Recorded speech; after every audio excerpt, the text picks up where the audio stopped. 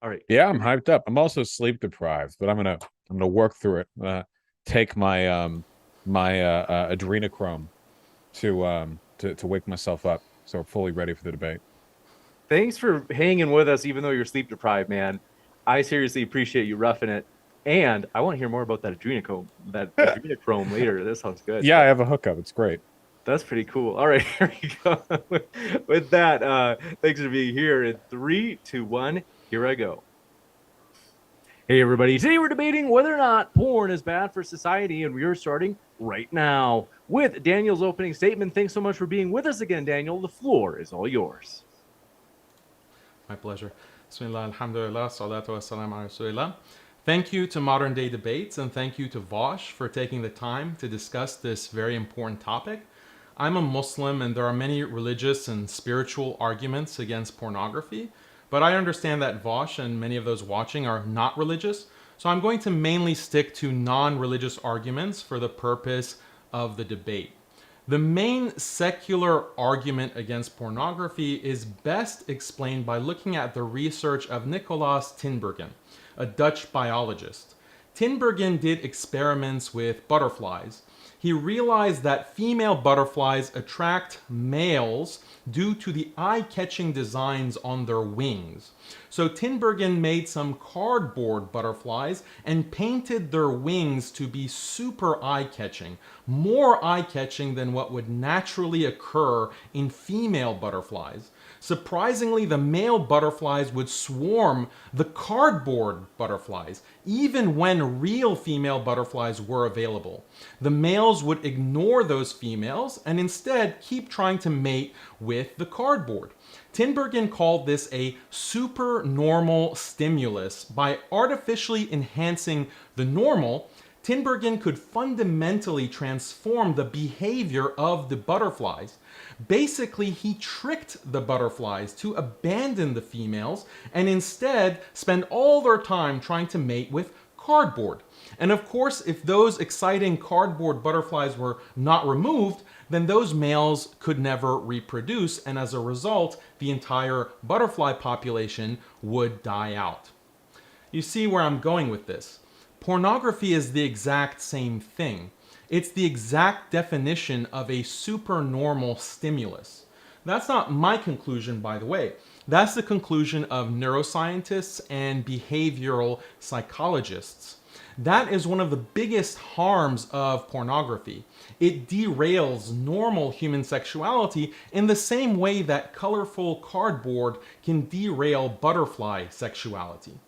Look, I think whether you're religious or not religious, most of us agree that long lasting, committed relationships, such as marriage, are very important for human happiness and the overall well being of society. Second, I think most of us also agree that stable, healthy families are very important for human happiness and the overall well being of society. Now, if we can agree on the importance of committed relationships and family, then my argument is simply that pornography prevents these two things and is therefore harmful. I ask the audience directly, do you want to have a loving spouse who will offer you companionship and sexual intimacy? Pornography prevents this. Do you one day dream of being a mother or father with loving children and grandchildren to care for and spend time with who care for you in your old age? Pornography prevents this. Do you care about the future of society, a society that mainly consists of happy marriages and healthy, stable families? Pornography prevents this or greatly hinders it. Numerous peer-reviewed studies prove why and how all this is the case. Biologically rooted sexual drives, attitudes, and behaviors are crucial for marital, familial, and communal relationships. These are the things which have been the foundation of human society throughout history. But pornography disrupts all this. This is because porn usage produces psychological transformations which deeply impact sexual drives, attitudes, and behaviors. There are three major ways that this happens. The first way pornography disrupts human sexuality is that it changes our norms and values. This is huge. What people see as good and normal gets warped by porn in the same way that what a butterfly sees as normal gets warped by artificial cardboard. Empirical studies show how the porn user's values change. Porn causes people to see sex as a recreational act for personal pleasure without any long-term commitment. It causes people to view non-committed, non-heterosexual sex positively, things like sex with strangers, group sex, incest, etc. It causes people to accept when others engage in uncommitted sex, premarital sex, extramarital sex, etc., rather than stigmatize such behavior. Basically, pornography promotes sexual behaviors that are contrary to stable, committed relationships and family. Due to biologically rooted learning mechanisms, humans unconsciously imitate behaviors and accept norms which they see as widely practiced around them. This is known as social conformity and is linked to certain hormones like oxytocin. Media of any kind is powerful because it affects what people believe is widespread and causes individuals to unconsciously imitate and accept norms they observe performed on TV and the internet. Studies also show that humans are highly inclined to imitate and accept behaviors they see when they're children. And in fact, with the growth of internet availability, huge amounts of pornography are now consumed by children from 6 years of age and up. And the amount of porn consumed is only increasing with time. So all of this porn exposure results in masses of people who, to a much lesser extent, associate sex with committed long-term relationships and producing children. This in itself is a major psychological shift in the population caused by porn that affects people's behaviors and their attitudes. The second way that pornography disrupts sexuality is that it destroys the motivation for pair bonding and family. Porn and masturbation go hand in hand. Those who watch porn come to depend on porn watching coupled with masturbation to fulfill their sexual drives. This results in spending less time trying to find mates. Porn watchers engage in frequent masturbation, which ensures that their sex drive remains relatively low. With low sex drive, they're not motivated to find mates or to do the things that would make them more attractive for prospective mates. Again, this is exactly like the butterflies. Pornography is a supernormal stimulus that derails people from normal sexuality. This results in fewer marriages, fewer pair bonds, which results in fewer children and fewer families. The third way that pornography disrupts sexuality is that it causes people who are already in committed relationships to have lower quality relationships. A meta-study published in 2020 in the Archives of Sexual Behavior found that pornography usage was strongly correlated with less satisfaction in marriage, less happiness, etc. Furthermore, studies show that pornography consumption is associated with people feeling dissatisfied with their partners and eventually cheating on them. One study, for example, tracked couples over a 6-year period and found that of all the factors considered, porn consumption was the second strongest indicator that a marriage would suffer. Also, pornography has been tied to an unprecedented epidemic of sexual dysfunctions in otherwise healthy men who, because of their porn usage, suffer from erectile dysfunction, diminished libido, and less satisfaction when having sex with their partners.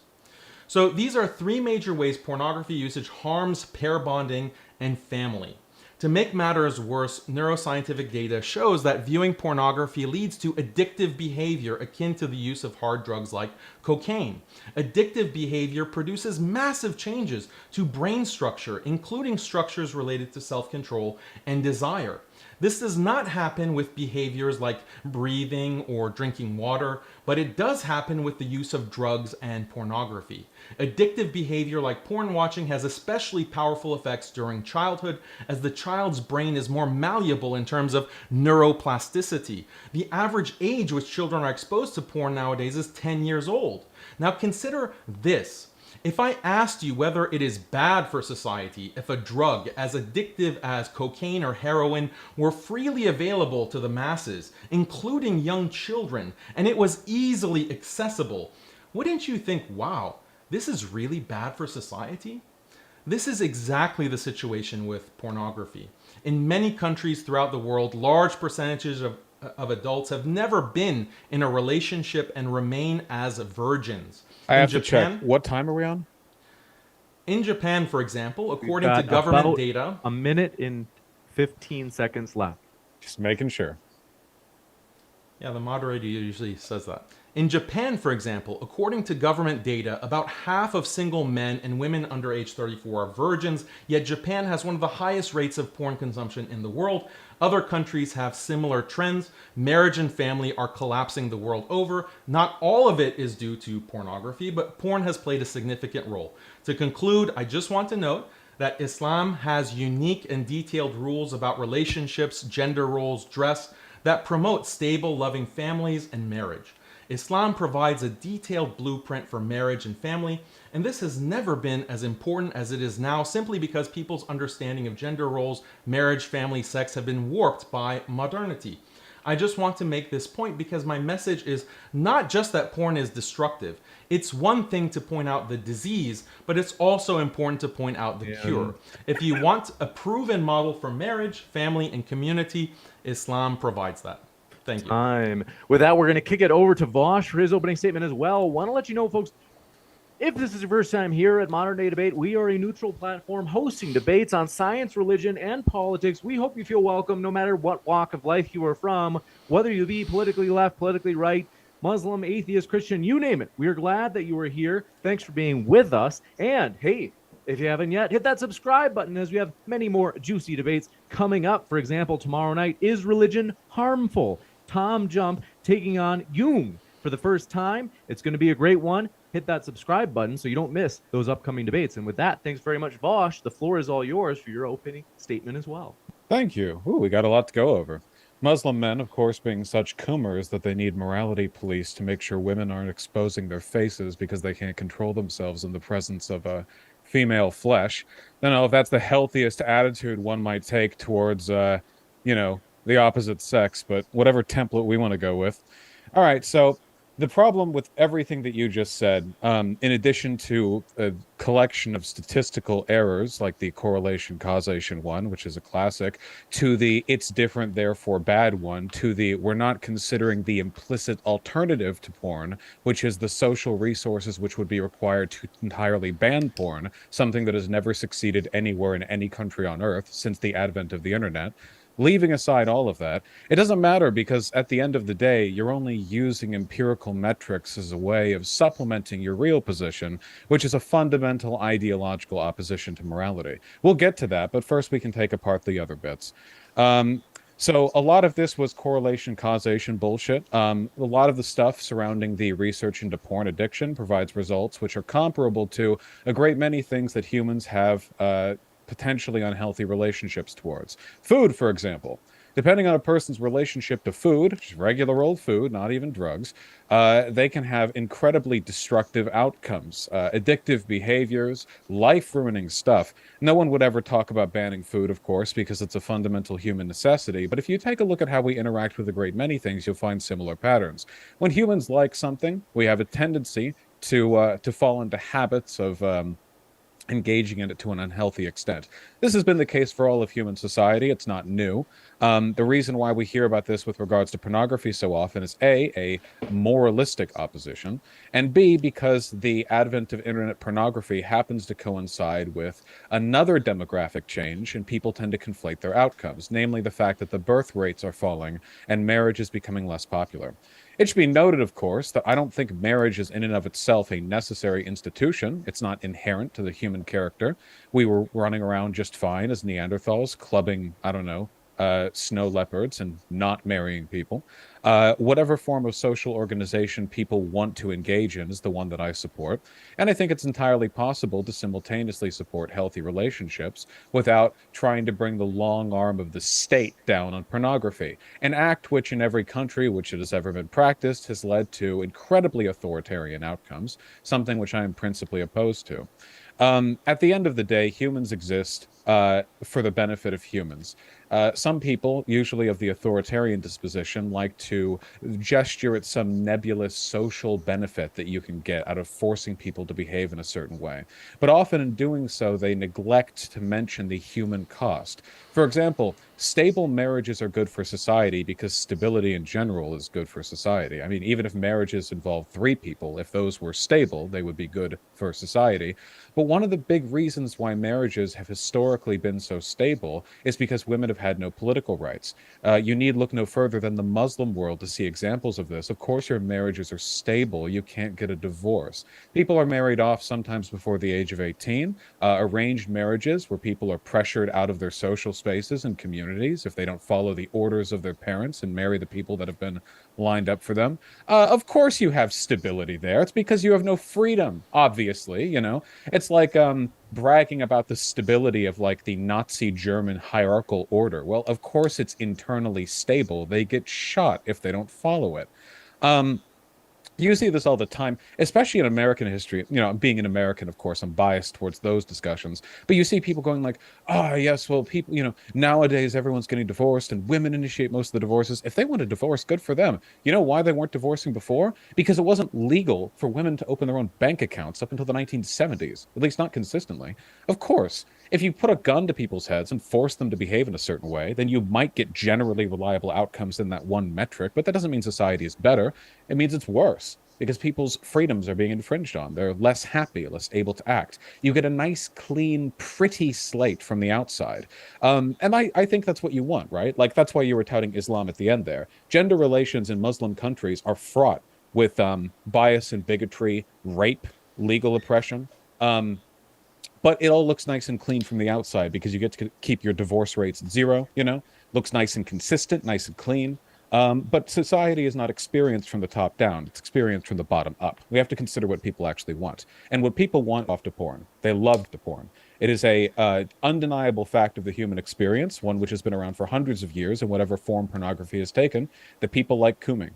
Every effort to take this away from people has failed. There are no countries that are not full of degenerate coomers. Osama bin Laden had like risque anime, you know, titillation on his computer. All of them do. You do.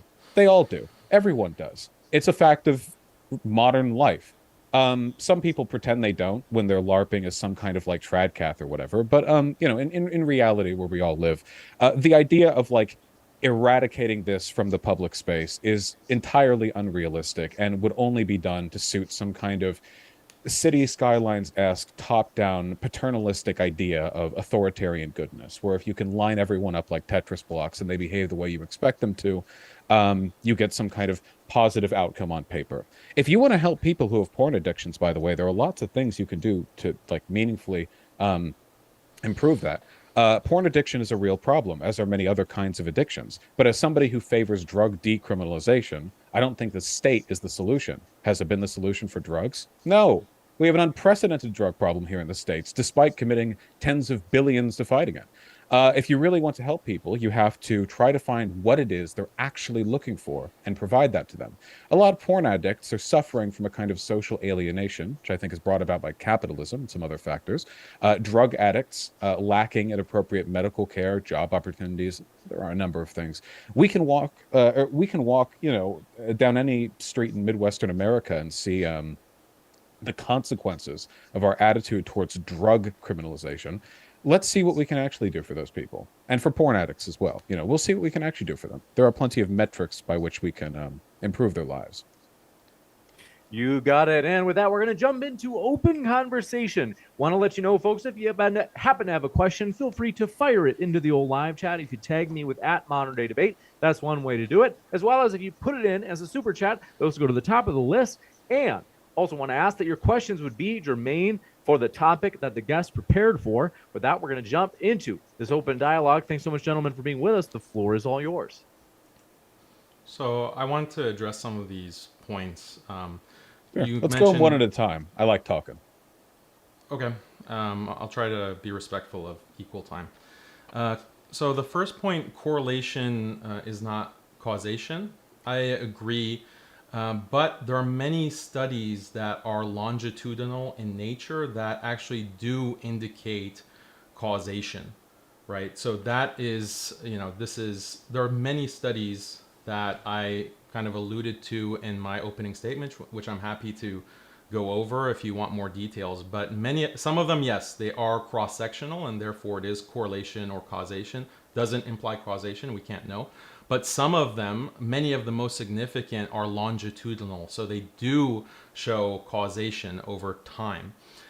So that's one point. And But even also, then, it should be worth noting that for something like why one might look for pornography in a relationship, it might be difficult to understand what the instigating factor was. So a person can report satisfaction in a relationship, not consume pornography, but then as things in the relationship get kind of worse and they feel kind of distant from their partner, they start to look at porn. And they look at porn because they're dissatisfied, not necessarily the other way around. But from a studies perspective, it's really difficult to chart which one caused which. well, these studies do show that. Like these studies are set. The longitudinal ones are set to determine causation.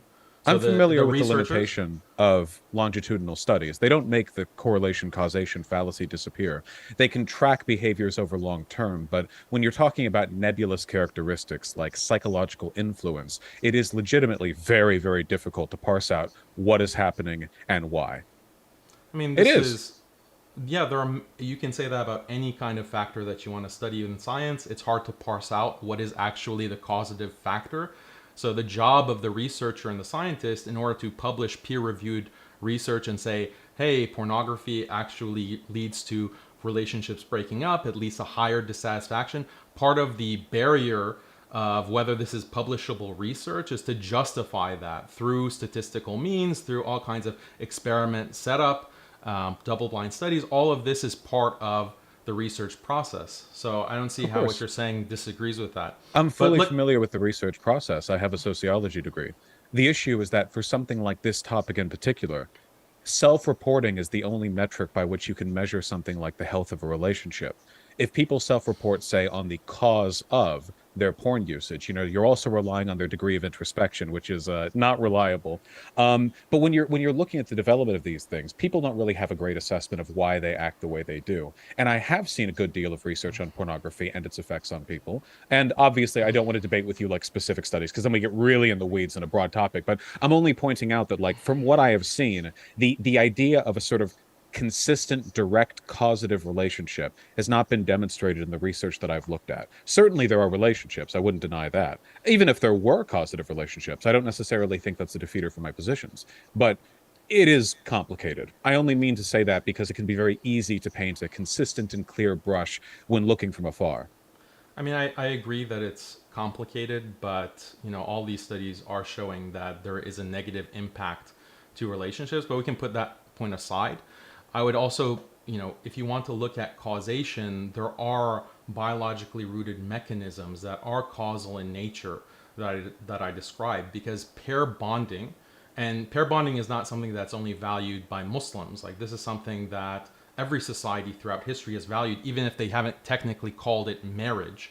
But the idea of a committed relationship with a person, like a soulmate, or a committed relationship over time, that is something that's valued universally. It's not just a Muslim thing, and it's not just like a modern thing. It's something that's throughout history with human society. But if you look at pair bonding, sex is what creates that kind of pair bond, because oxytocin is released when there's orgasm by male or female and touch through the skin.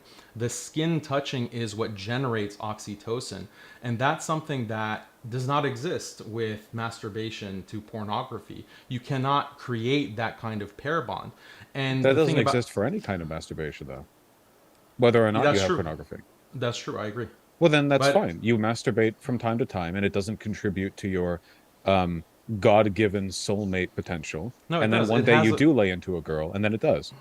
no, but the causal relation there is that when you ejaculate, that without that pair bond through oxytocin, you have lower sex drive, so you're not motivated to actually go seek a pair bond. You can't keep people from masturbating, whether they have pornography or not. Humans have written on masturbation for as long as we have written language.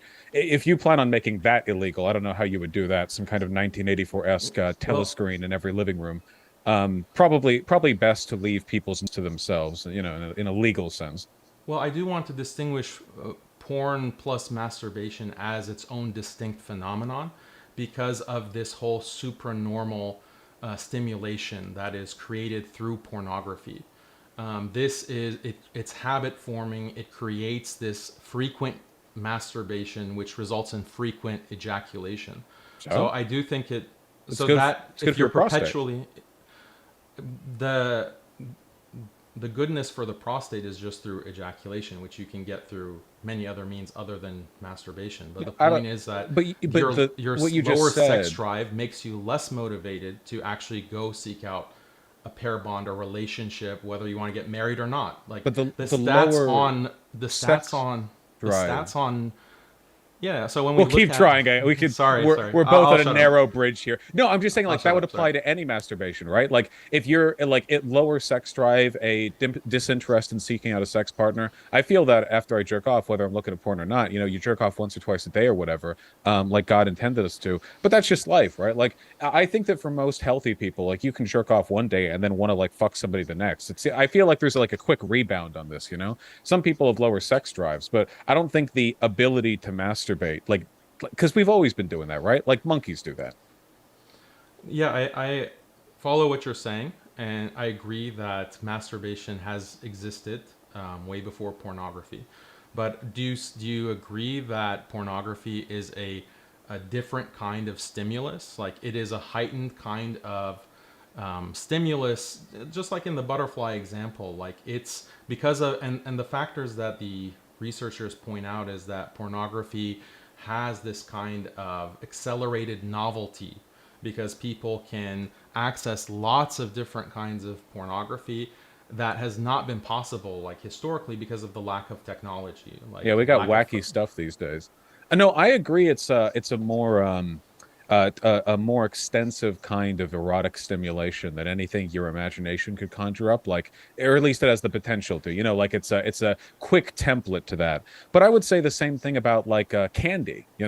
Like food used to taste like shit. Well, not really. Like you could cook meat and it would be fine, but generally speaking, the medieval peasants subsisted on gruel. Okay, it wasn't a great life. Nowadays, you can go down to the grocery store and for $4, you can pick up a chocolate cupcake that, if eaten by a Dickensian orphan, would immediately cause them to explode.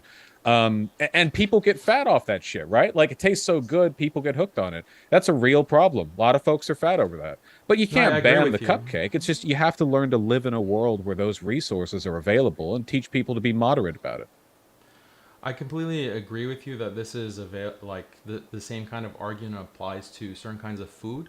But the thing about foods as well, because of processing and the ability to highly process foods, and you have entire food scientists whose entire job is to artificially manipulate food in order to make it as tasty and addictive as possible because it generates this dopamine rush in an artificial way. So I agree with you that, What's an and there artificial have been, dopamine rush? I mean, if it's I mean, tasty, it's tasty, right?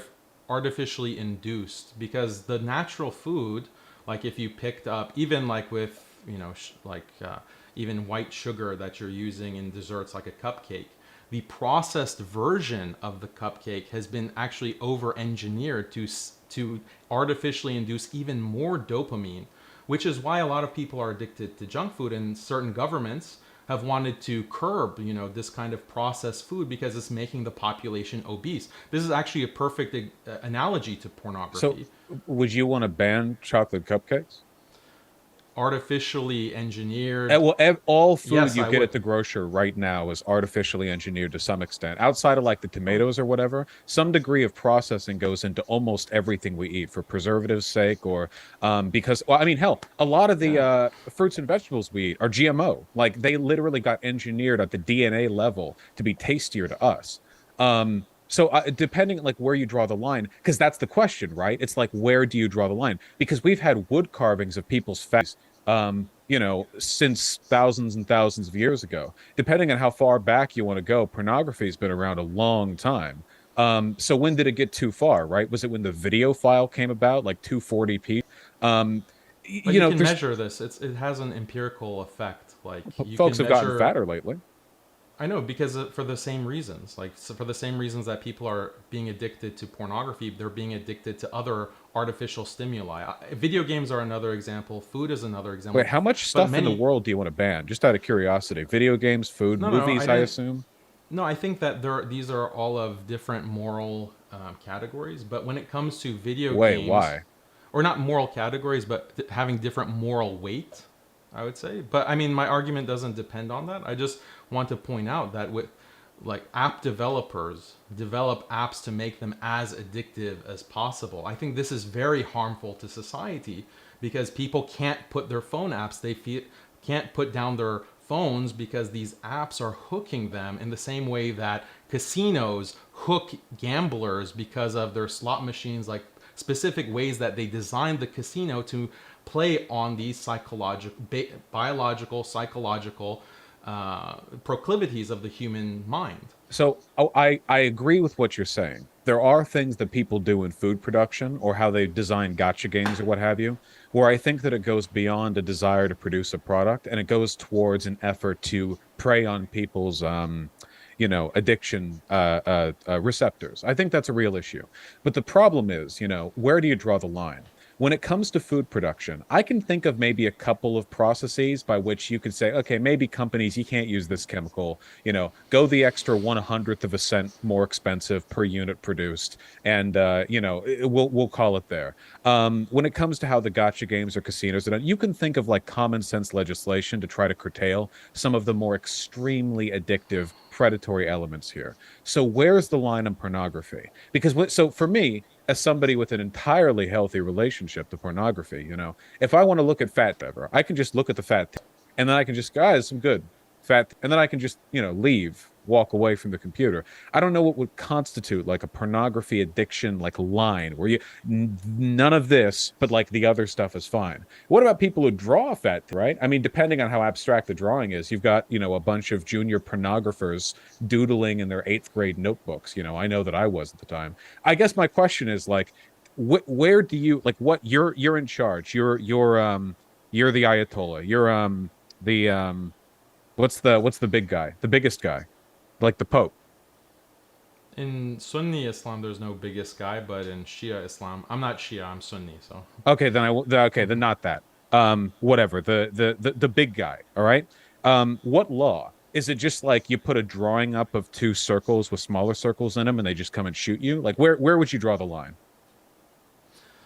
Well, I think before let me answer that question. But first, so you say that it's reasonable for governments to actually restrict processed food, like with real extreme examples of manipulation of food or technology to curb, these kinds of harm. So would you say the same for pornography? I think that there are easy lines that you could draw, but I'd always be careful about this stuff because I'm always going to be like very cautious when it comes to the government's ability to restrict the production of materials, especially media. So like when it comes to the like movies, for example, or TV shows, movies and TV shows absolutely do use marketing and production techniques to hook people. And people do get kind of like lost in some of them fake realities, like those folks who killed themselves after Avatar came out. Stuff like that, but I would never want the government coming in and saying like, yeah, actually, you can't have like crazy alien worlds in your movies because it makes people like want to be in them too much. That shit's way too far for me. And porn is art and is media. So that line, because it's easy, it's chemical with food. Don't use this chemical. Bam, easy. You can test food for it. But what do you do with porn? Like, what's the like? You can't do. Does the porn has to cut Well, out right before you know? Or there is all like, because addictive behaviors or these kinds of behaviors that become problematic, there is a difference in the brain structure that is caused. So the wood carvings that they did 1,000 years ago, those wouldn't actually change the structure of the brain. But many studies are showing that the use of porn, even like I'm not even like outright addicted, even just very little use can change the structure of the brain, the prefrontal cortex, the reward center. just like one hit of heroin or one hit of cocaine, it will change the structure of the brain. So They have discovered this same exact thing with pornography. I've seen studies that parts of your brain light up when you're looking at pornography, but I've seen nothing indicating that looking at a screen once will irrevocably change your brain. I mean, they're just on a screen, right? You see them on the screen, you see them in person. If it doesn't break your brain seeing them in person, I don't think I don't think there's anything more innately harmful to seeing them through a screen than seeing them in person. The problem is like the habitual relationship you form with it, like the degree of dependency. But people have IRL sex dependency too. There are sex addicts, right? Like folks who get real depressed if they're not like 3 times a day or something. If that if like so I don't know, it seems like humans just have a habit of getting real into things they like. We do the same thing with video games. That's also new, but we can't ban video games. We'd get all the people watching this angry. So like where does the line cut? Because I want to know, like, okay, you're the grand poobah, okay? I'm a talented artist. How realistic can I draw my circles before I get shot in the back of the head? But you keep saying that there's no like difference between seeing something in real life. I acknowledge that sex addiction is also real. You can also be addicted, or you can be negatively affected by a certain stimulus that doesn't show up on a screen but you see in real life. Like, that distinction is not really relevant to the point that I'm making. The changes to the brain can happen in either case. It can happen through seeing something in real life, it can happen through eating something, it can happen through playing a video game. Like, that's just something that is established, and the term that I used is a supernormal stimulus. And that's what causes a kind of change to the brain structure that leads to addiction, in the same way that a drug addict, or the use of even like one hit of the crack pipe is going to change the brain and causes someone to fall into crack addiction. Well, wait, hold on. First of all, I'm for drug decriminalization, so that don't fit for me. But if we're talking about, if you're But you saying think that that this crack is affects, harmful to society, right? I think that banning crack has been more harmful to society than its existence has. Well, we'll put the censorship or banning question to the side, because That's the the main debate is, question, though. Even no, even if some, the main no, no, question no, it is it harmful to society? That's the because main if it's question. well, okay, do you think porn should be banned? Yes, because it's Well, harmful. But well, that no, is no, based. no, no, no. Well, no, you can't. Well, you can't run away from it then, because when people say so and so is harmful for society, I don't know. Maybe skateboarding is harmful for society, but you got to give people the right to do things that are harmful, because otherwise you don't live in a free society. I don't want to live under a Well, paternalistic nanny state.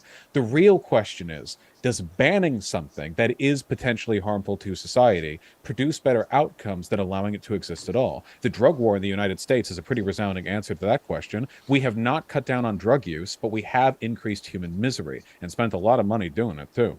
So if you acknowledge that you're going to form these brain patterns seeing in real life as opposed to seeing them online as well, then it seems like the capacity for sex addiction, whether it's virtual through porn or in real life, is present either way. And we know men have done plenty of crazy to get laid. So the potential for harm, it seems, is merely being transplanted here, not invented. Right? no, no. If people didn't have access to pornography, the vast majority of people would not have. Unless you're in a stable relationship, you won't have the opportunity to see naked women. Well, that's so That's like, well. So you got to sell me on this. I like seeing women. yeah. So if you didn't have access to porn, you might like, do something to make yourself more attractive so you can get in a stable relationship, and you can see a naked woman as much as you want, and that What if I will don't want? create. What if I want to see multiple naked women? Well, Islam has a solution to that, because you can marry multiple wives in Islam. But I mean, that's, even if we Well, put then you're marriage cheating. aside. Okay. Well, so you're cheating. So you can't say like, oh yeah, we're going to solve the problem of men and their infidelity by simply allowing a patriarchal, polygamy. Nah, you can That's cheating. It's like we've solved the problem of men cheating. They simply marry their mistresses. Oh, well, okay, fine, right? But But if I just put that solution aside, and think, like, if you really had that kind of high sex drive, that you wanted to see multiple women and be with multiple naked women, in that kind of sexual relationship, then you would try to make money. You try to get this kind of high status in society so that more women would be willing to pair bond with you. what if they take a picture of this and then they put it on like online? to show me, like they put it on like an imager link or something, do they get shot? No So society has ever succeeded in banning porn, so the idea of like actually enacting this ban seems weird to me. okay, so like the counter example would be child porn. Child porn is something that has been successfully banned, and no one says that, oh well, banning child porn is only increases usage, so we have to legalize it. But Like I I'm not talking about whether or not it's first of all, there are child porn problems all over the world, like massively so. Child abuse has gone down since the 1990s, at least in the United States. I don't have like worldwide stats or whatever, but it remains a serious issue in spite of its ban, which is an indication that banning doesn't necessarily get rid of something. The critical difference here being, of course, that if a bit of child pornography is put online, that kid's being exploited. Whereas if, an adult woman puts her big fat up online. Well, that's separate. Like you're shifting from one point to another. Where just your initial point was banning something doesn't get rid of it, but child porn shows that banning something curbs its use and it actually reduces it quite a bit. And if we presume, like my presumption is that pornography is harmful, then banning it would actually reduce the amount of harm. Now, if we want, so that's the whole censorship question. But If we it's want to talk, actually harmful. if yeah, so that's the whole question of the debate. But it can't get And rid of it all like over, right? I mean, we know all them, there are plenty of folks over in the Muslim world who are just sneaking their porn when the morality police aren't up in a foot. There are problems all over the place. Um, I guess we need to talk about the practicality here. You want to ban porn again, like where's the line on this, right? How realistic do the circles have to be? Because that's the thing. The problem is that what you're talking about is a censorship of expression that is literally unprecedented in the Western world. There's no comparison to like all media that depicts eroticism is gone. Like that's just such a massive, what about nude art? Simplistic drawings? How detailed does an anatomical drawing have to be before it becomes an issue? I just want to know because I don't know how this plays out, like realistically. well, I mean, you conceded that there are some restrictions that would be reasonable to restrict porn. Like what? And if, I mean, well, that's what you claimed. So I can draw the line anywhere and I'd be consistent. Where would you think should we draw the line? You already mentioned child porn. Yeah, that's probably pretty bad. I don't want any lines when it comes to like the pornography that we have, though. I want labor laws when it comes to sex workers, but that's not a censorship of pornography. That's labor regulations on its production process. Um, but I don't want any curtailing there. But you got to give me an example because again, like the line on this, the line for like what is determined to be child porn is pretty clear. You have like the age I of the mean, we people can. involved, but like what makes something pornography? Like even the courts haven't figured that out. I mean, we can like a start of banning all photographic and videographic pornography. Like that can be a line. Like any nudity in like so what about That could like be a start. what about like anatomical stuff or like is it like any context or like medical research? Like here's an example of like Medical this kind of research injury. is medical research is fine. Well, what about them nude yoga videos you can find on YouTube? Like for purely educational purposes. You know what I'm talking about? Yeah, so I mean, I would again. It's like my argument doesn't hinge on where we draw the line, but as long as you're willing to acknowledge that a line can be drawn because there is harm at some level there is harm with pornography. And I'm I not. think we're agreed. We're agreed in Oh this no, whole not debate. no, not even like remotely. I think there are like But you just this. said No, earlier, you said this that would. just like with artificial food, that the government should ban certain kinds of artificial food because it's too addictive. Then also with pornography at the extreme level, you left it vague. It should also be I never restricted. said anything about extreme pornography being banned. I don't know what extreme means in this context. I think that you can make a simple like production labor restriction on what chemicals are used for food. That's a production process thing. But porn is art. And I don't think right now the government does very much at all over here in the States to regulate art production. I would be incredibly uncomfortable with that. The idea of like the government getting to lean in on every drawing uploaded, everything But you're produced you're fine everywhere. with the government leaning in when it comes to children being uploaded in this Yes, kind of pornography.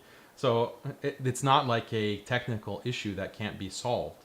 it is well, you can solve it. The question is whether or not in solving it you do more harm than good. Banning child pornography does more harm than good. Or sorry, does clip me. Flip me. Does more good than harm. If you that's a pretty simple and easy line to cut down. You point at it right there, and it's like, okay, we're not going to allow that. Kablamo. People pretty much get behind that.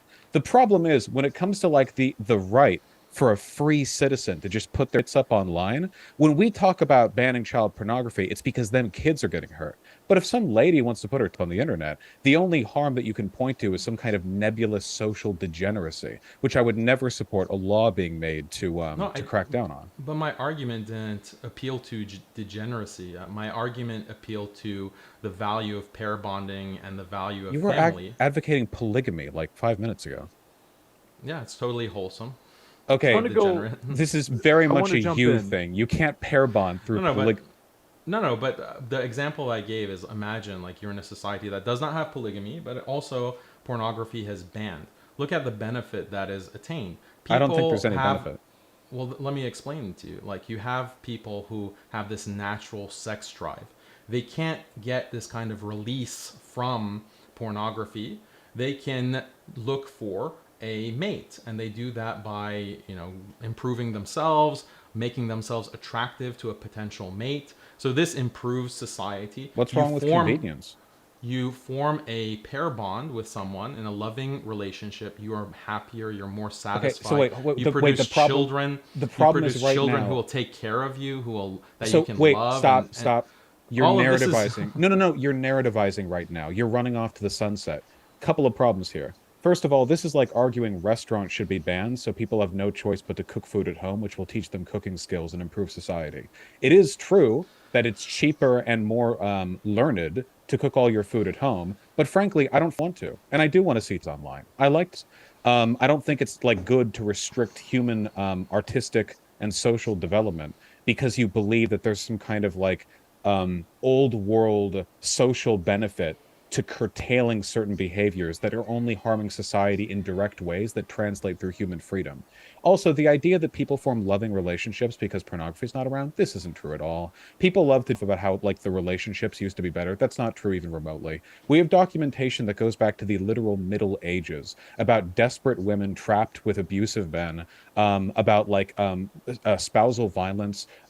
Spousal rape wasn't even a crime in the United States till a few decades ago. I'm pretty sure in good parts of the Muslim world it still isn't. So you see happy relationships because you deny the people who are victimized in them the ability to like divorce or express themselves in any way. It's easy from the top down when you look at statistics. Oh, look at the good people of, I don't know, Saudi Arabia, 0.01% divorce rate. Well, these women are like essentially like ball and chain to their house, you know? It's like these narratives. This is why I say narrativization, right? Because we're telling a story right now. It's like people who talk about how like, oh, back in the Middle Ages, everyone lived together on a farm and they were happy. Like, no, they weren't. Like, things were miserable back then. We have to be critical about the way these institutions manifest because there are very strong social pressures that try to kind of coerce us into viewing them positively. It's almost like a fairy tale, right?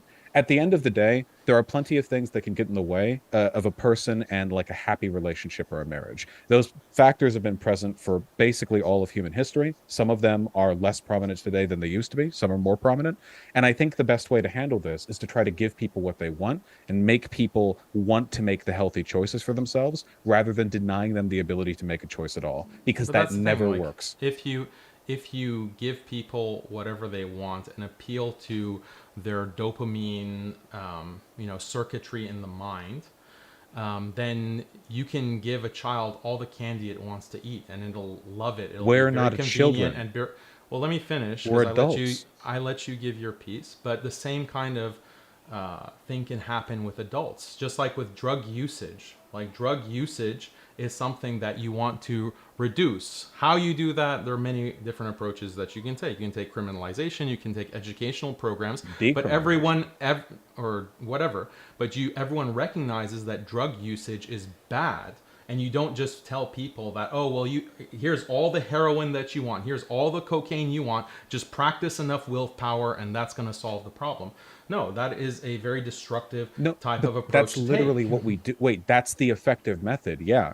That's the No, reason why. even in countries where there's decriminalized drugs are decriminalized, that doesn't mean that they're legal. They're still illegal, but you just won't get put in prison for them. So no, functionally, there are literally facilities, even in the United States, where if these people want to do heroin, the government will give them heroin. I think Sweden does this. This is good because it reduces the likelihood of them overdosing on low quality heroin. People don't want to be addicts. People want to live healthy and fulfilling lives. And the worst How do way you live? How do you live a happy and fulfilled life? I well, mean, you can't do it if you're addicted to so something. You wait, can't so do it if you can't form meaningful relationships because you have no drive to do so. Your yes, you can. sex drive has been completely sapped because you're constantly masturbating. Wait, Just like hold a on. child who is Wait, constantly eating candy or okay, donuts, hold on. First of all, processed food is going to die. we're Right? not That's why children. that's the harm. We're not children. Second of all, Drug addicts aren't children either, but we that still want yes, to I agree. carb. That's what We I'm want to trying to get at. curb the No, usage of those drugs. arresting people who are drug addicts has not lowered the rate of drug addiction. Instead, what you do is you give them a clean place to shoot up, you give them clean dope, and you give them access to medical care. This is, no matter how unintuitive it might seem, mathematically more effective at reducing drug overdoses and drug Right. addiction. My Portugal, point was simply that look, I'm familiar with decriminalization, but this is but my my point point, was though. my point was very simple that the drugs are still acknowledged as being harmful to society, and you don't want to just spread them widespread so people can access them wherever they want or however they want. But with We are talking about the best method. it's widely available, it's easily accessible, anonymously you can access it. So this has driven up the usage of it to astronomical levels, and people are not having sex as a result. Forget about marriage. The amount of virgins, the percentage of virgins under 34 has See, this is what I skyrocketed. mean about correlative and causative. There are other things happening right now that are making it difficult for people to get laid. But again, the point But there's here a is like causal. this. Wait, wait, please, please. I explained the This is a causal direct relation, One though. sec. I one. explained We'll the come right causal back to you. I relation. promise, Daniel. Go ahead, Sure. Vaush, and then I promise we'll come right back to you in just a moment, Daniel. This is a one-to-one thing. The best way to get people to live good lives is not to deny them the ability to make good choices, it's to incentivize the good choices. So you don't want to ban drugs because that doesn't really reduce drug usage that much, for one, and has increased it for a couple of reasons in the States at least. And for two, because you're not actually giving people the tools that they need to get in a better position that they would have been otherwise. You're still letting them languish in the conditions that incentivize drug use. In Portugal, they decriminalize drugs. You don't get arrested for doing drugs over there, but they keep an open door for rehabilitation. The goal then is to allow these people's better instincts to take over. If you arrest them, all they're going to do is stay a drug addict in prison. They get let out in the street, and the first thing they think of is, how do I get more drugs? What do you Banning got, Daniel? pornography will not make men act good. Men act horrible everywhere. Okay, it might make them, I don't know, go out and rape more women. The rise of internet pornography has correlated with a significant reduction in the rate of sexual assault, so that's another thing to take into account. But for the most part, I think it's far better. Like, if you want like dudes to get their off more, You know you what don't want else to just reduces? ban porn. You just want to like say, like, give them the tools, build like walkable cities, give them like local areas to congregate in, build a strong social network, Let's give them hot chicks to talk to. You know, kick it over to Daniel. Go ahead. Yeah, so I mean, you look at a society where you have reduced the amount of meth and cocaine and heroin on the streets versus a society where that is increased. You have more meth, heroin, and cocaine on the streets, which is a better, healthier society. It's obviously the one that where there's less of the drug that people can abuse. wrong. It's where That there are has nothing to fewer. do with this. Let me It's finish. where That there has are nothing. fewer addicts. Yeah, so people who don't have a source, they don't have access to the drug, they are going to withdraw from that drug because they have no choice. That Okay, this hasn't has worked nothing. This anywhere. has No, nothing. no. I can't All, let all you. the, no, no, you This keep doesn't interrupting me, work. James. Come on, Hold man. on. I want I let's say, give say well, quiet let's and give then Daniel a interrupt. chance to finish. We gave you I a will. good I amount of time, Vaush. apologize. It Let's don't give work, maybe though. another 60 seconds for Daniel, then we'll kick it over to you, Vaush. Every government in the world tries to curb the import of these hard drugs. Yeah, there is a public health problem with drug addicts who are hooked on heroin, but all these governments want to get to a situation where there are fewer people who are addicted to these kinds of drugs, and they're just different strategies on how to do that because they recognize that at the end of the day, this is something extremely harmful. pornography is also extremely harmful. It creates this kind of addiction, it changes the structure of the brain, and it prevents people from marrying or getting into these kinds of pair bonds. It prevents family. And that's when we look at all of the statistics on the amount of people having sex, okay? Forget about marriage. That has been plummeting, and I agree with you completely that we can't make a simple correlation and say, oh, this is because of pornography that is creating less sex. But there has to be some kind of connection, because you can very easily see the causal chain between the lower sex drive, because you're constantly ejaculating every single day. People are going to jerk off with or without porn. No, there's a difference. There's a supernormal stimulus. The supernormal when it comes to pornography, that makes a huge difference. Okay, we're doing the narrativization thing again. One more time to make it clear. Drug prohibition fails. The alcohol prohibition in America in the 1920s failed. We're talking about morality. No, we're not. You keep jumping back and forth. Nobody gives a shit about your morality. We're talking about that's the whole topic of the debate. Nope. We're talking about how do you improve society. Whether or not you think something harmful. And by the way, I don't think porn's harmful. I don't think cupcakes are harmful. It's possible to have harmful relationships with them. I think that about video games and everything else. There are literally, most of the population looks at porn. Most of the population don't have a porn addiction. There are people with porn addictions. There are people with video game addictions. There are people with food addictions who have eating disorders. I don't think that inherently makes the thing harmful. However, what we're really talking about here is prohibition. And there is just no indication that prohibition has been an effective tactic of making people's choices for them. It's the paternalist's answer, the easy answer. Funnily enough, the child's answer, because it's so simple. You don't like something, so you ban it. It works for child porn. It works for child porn. It works for many other things that people want to ban. First of all, we still have a massive problem. Guns. Wait, you want to ban guns or not? Like, we still have banning a massive... guns actually reduce gun violence? Yes or no? I mean, so, hold on. There are many things that the government will ban. I waited for you. First of all, when we're talking about stuff like banning actual real world products and services, entirely different world. We're talking about media distribution and what people have access to. You were including stuff like just a lady putting her on Imager, okay? This is some broadly distributed. Also, people don't have a general inclination towards child pornography. I'd like to believe that much about human society, but human beings have been replicating and consuming pornography for literally as long as we've been able to, and the majority of humans consume pornography.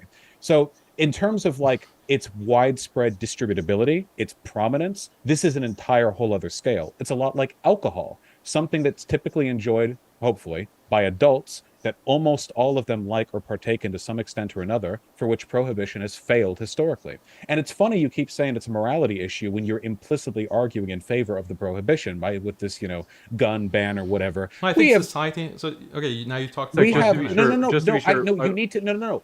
Prohibition ain't gonna work. If you want people to make good decisions, you give them the tools to make those choices themselves. You want people to make the right choice because you've encouraged them socially. You've given them the tools. You don't want to just lock people's lives right in front of them and say, oh, well, all these other things would be detrimental to society, possibly somewhat in some abstract way.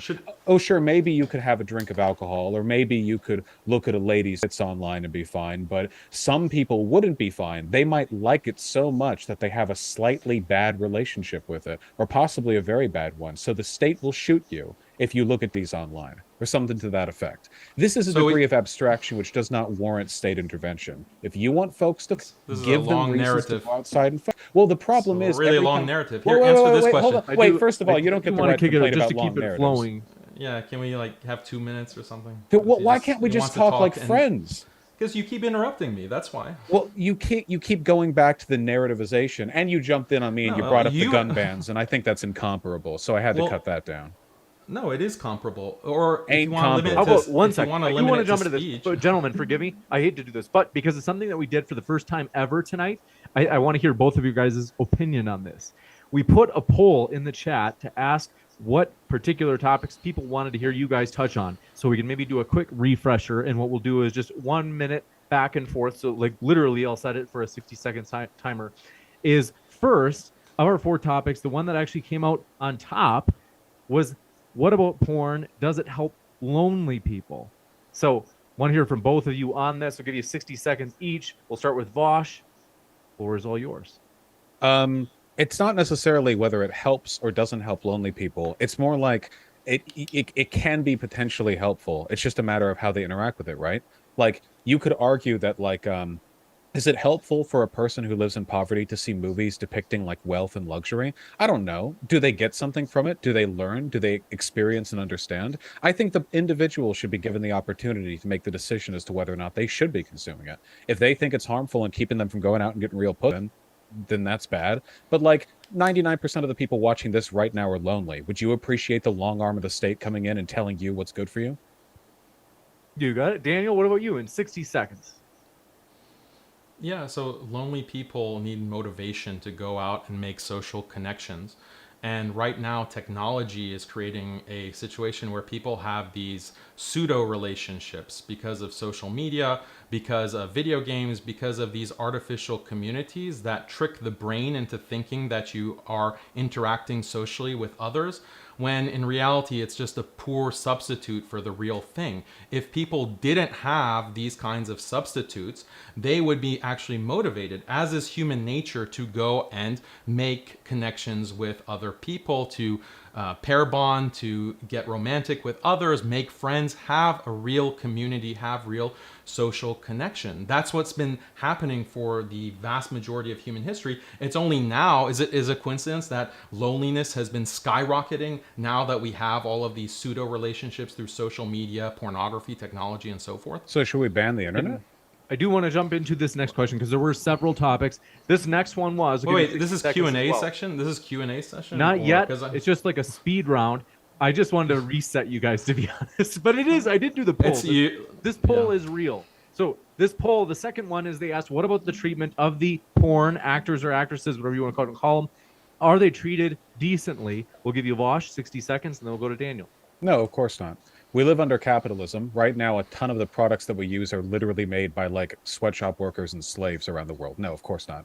Pornography is a particularly visible and sometimes very egregious example of a broader problem, which is the mistreatment of workers. Obviously, I want them to be treated as well as possible, and I would support legislation to enforce that. Daniel? I mean, if porn actors and producers were treated like kings and royalty, that wouldn't change the moral argument that I'm making, because it's still like my argument has nothing to do with like poor treatment. Are they actually poorly treated? I don't know. Like maybe some of them are, maybe some of them aren't. Sex trafficking is an issue, as Vaush mentioned. So, but that has nothing to do with the morality of the argument. My whole argument is premised on this value that having healthy relationships, loving relationships between people and creating families, this is something necessary and important for society, and pornography cuts that and undermines that at every level. It sounds like earlier he was arguing in favor of banning the internet. So this like applies to so many things. So Vaush, then what about when you said porn is distributive media, you can't regulate it? What about regulating and censoring Nazi speech or this kind of extreme right speech? Like, I am a firm believer in the First Amendment. This is a perfect segue into exactly kind of maybe where you're going, Daniel, at least in one way, shape, or form. Another topic was, where do we draw the line on different types of porn, in particular, whether it be age or whether it be animals? In the words of Jank, if the horse enjoys it, is it wrong? Oh, okay. No, I'll jump right into it. These are like obviously there's incredibly easy lines to distinguish. There's a huge difference between the question, what line should we draw on pornography when it comes to it's like content, and what line should we draw on its pornography when it comes to like the people or types of people involved and what was done to them. Like, for example, there's a pretty hard line you can draw for like snuff pornography where they kill somebody or something, you know. It's pretty easy. Like these lines are very clear. I don't think it's at all comparable to like banning all pornography. They're so incomparable that it's kind of like I don't think people understand. Like if anyone's on the fence about this, the logistics of even beginning to fathom what banning pornography would mean, in addition to having never worked anywhere in human history, pornography is just something we sort of species produce, I suppose, our species being. But like where we draw that line, it would be like the source of like the amount of government intervention. We're talking hundreds of billions for online monitoring. Are we going to be doing FBI raids on people's houses because they have hard drives of their girlfriends like sex tapes that they took when they were 27? Like, fuck, I don't know where these lines are drawn, man, but like, holy, it's not good. For like what? Because people are lonely? You stupids would be lonely whether or not there was pornography. People love to imagine that if they just had the government step in and get rid of this or that, if you didn't have all the est follow femboy hentai to off to, you'd finally be living a decent life. No, you wouldn't. Everyone likes to blame other problems. Is that a minute yet? Was it a minute? I was getting into it. Giving you guys a minute 30 on that one. There's a little bit left, Vaush, if you have any other types of porn you want to mention. You would be imagining the femboy hentai in your head if you didn't have it online. The problem is with you, all right? Don't you go blaming internet pornography, you loser. Is that specifically to Daniel? Or No, not him. I'm talking to the audience. Oh, I'm just kidding. Come on, Daniel. All right, Daniel, we'll give you a same thing, a minute and a half. Yeah, I mean, the whole question of where to draw the line, clearly you are drawing the line somewhere, but it seems quite arbitrary to the audience. Like, why shouldn't, like, snuff films where someone gets killed, if it's consensual, like the person maybe is suicidal, euthanasia is legal in many countries, why not just put it on film? And what would be the problem with that? Like, it's consensual, adults consenting, and you videotape it, you have a snuff film. Why shouldn't that be allowed according to your morality? Or bestiality, or necrophilia, or any of these kinds of practices, where do you draw the line? So this is we already have the line. It's already there. I want to give. Yeah. So is it justified? The point if you had is, any, is it you got justified? another minute left, Daniel, if you wanted it. Otherwise, we can go. Yeah, but I really want Vaush to when he keeps saying that, oh, this is impossible, we need billions of dollars. Look, there's all kinds of moderation that's currently used to ban all types of speech online. And Twitter and YouTube and Facebook, they have no problem with heavily moderating the content that is posted. And we're not even talking about videos. Anything that is put online that is objectionable, contrary to their TOS, gets taken down within minutes. That's so this is something that is not difficult to do with technology, and especially with artificial intelligence. But you seem to have this kind of fallacy that it's either everything completely or it's nothing. Why can't there be a middle line? But you're denying that it's even possible. Wait, where's the wait? No, I asked you where the line was, and you didn't give me one. If you want to give me a midline, if I think it's impossible, then correct me. Where would you draw the line on pornography? No, when it comes to the technological ability to limit it. You're saying that it's impossible to technologically prevent all forms of pornography from the internet, therefore nothing can be done. But this is a fallacy. Okay, fine, maybe 100% it can't be moderated, but what about 50%? What about 70%? You could curtail it. You could curtail it, but I don't think you could keep it out of the hands of people who want to see it. I know that because there are plenty of reports on countries that have banned pornography, like Iran, that's still like all the dudes there look at porn, like all the time. You can curtail it. That's the only point that I'm making that you're conceding to. But it doesn't change the outcome if they all can look at pornography anyway. If you curtail it, you are reducing the amount of usage. Just like deplatforming. Do you think deplatforming works? Do you think deplatforming works? That's terms of service, not about the First Amendment. I'm okay with Twitter banning people, not with the state arresting you for looking at these. If Twitter wants to not show Twitter banning the extreme right, won't that just mean that the extreme right can find other ways to Okay, wait, hold on. I'm trying to be civil, but you're actually okay. It is. I'm not trying to trigger you. This is a simple example. You are triggering me because I'm allergic to retards, okay? Hold on for a second. The idea that there is any parallel between the state criminalizing all forms of pornographic nudity across the entire internet in a world where the internet servers are hosted broadly, that has any bearing on Twitter TOS is insane. There is no comparison between these things. And I know, and by the way, I just want to point out, I said this at the beginning, okay?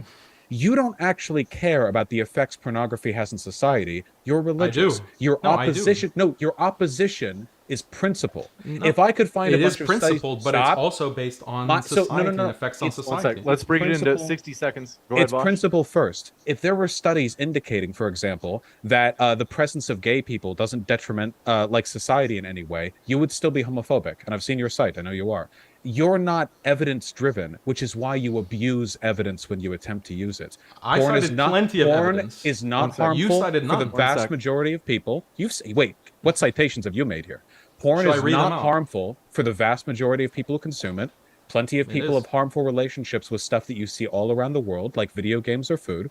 We have studies on the effects these things have on the brain. Your argument earlier was essentially one that indicated we should just ban the entire internet. The way we form these relationships online, like parasocial relationships with streamers, these do contribute to loneliness. Do you want to ban streaming? Should we just ban the entire internet? Should we go back to eating nothing more than grain and vegetables? If you want to make the argument that the fruits of modernity can lead people towards unhealthy relationships with media and with products, I agree. But I don't think humans are children. I think that we're capable of making decisions for ourselves, and the data backs me because prohibition don't work. And It has never time. led to positive outcomes. Daniel, 60 seconds.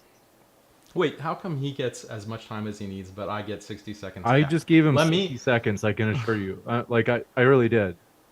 Okay, sounded like a lot more than that. But look, the state is constantly threatening criminal and civil liability for all kinds of speech, including when it comes to political speech. That's something found in plenty of liberal societies, including the US. You have the government directly involved with many of the social media platforms that you have the Biden White House actually trying to restrict people's speech on social media. The government has had no problem restricting speech that it deems to be harmful and bad. And that kind of restriction is justified because they say that this is posing a severe societal harm. Therefore, we are justified in curbing it. Now, whether you want to disagree whether the speech that is being curbed is harmful or not, that's a separate question. But the logic there, the liberal logic that you can ban things that cause significant societal harm, that is sound. It's shared amongst liberal societies, it's shared amongst Islamic societies and Muslim societies. So if we determine that porn is harmful, and I've made a clear argument on why it is without appealing to anything other than the value of marriage, the value of love and companionship and family, Those very then empirical metrics. then yeah, plenty of empirical studies to justify that, then that would be something that should be also curbed, whatever way that would be, whatever Good. kind of laws could Well- curb that. That's a separate discussion. Wash for 60. Yeah, no, it's simply not the case.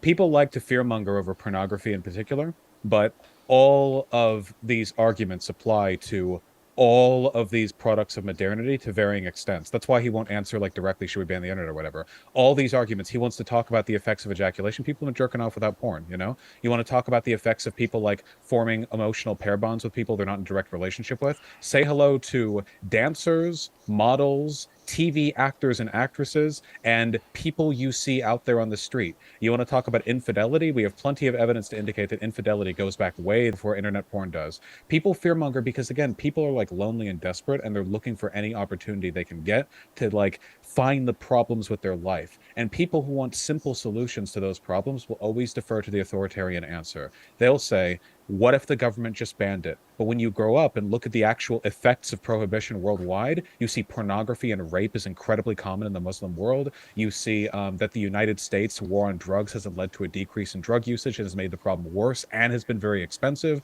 The criminalization of alcohol, like increased alcohol consumption. When you realize like these problems are complicated, you understand that humans are complicated and you can't just pull them along the right social path by the nose. You have to give them the incentives to do well.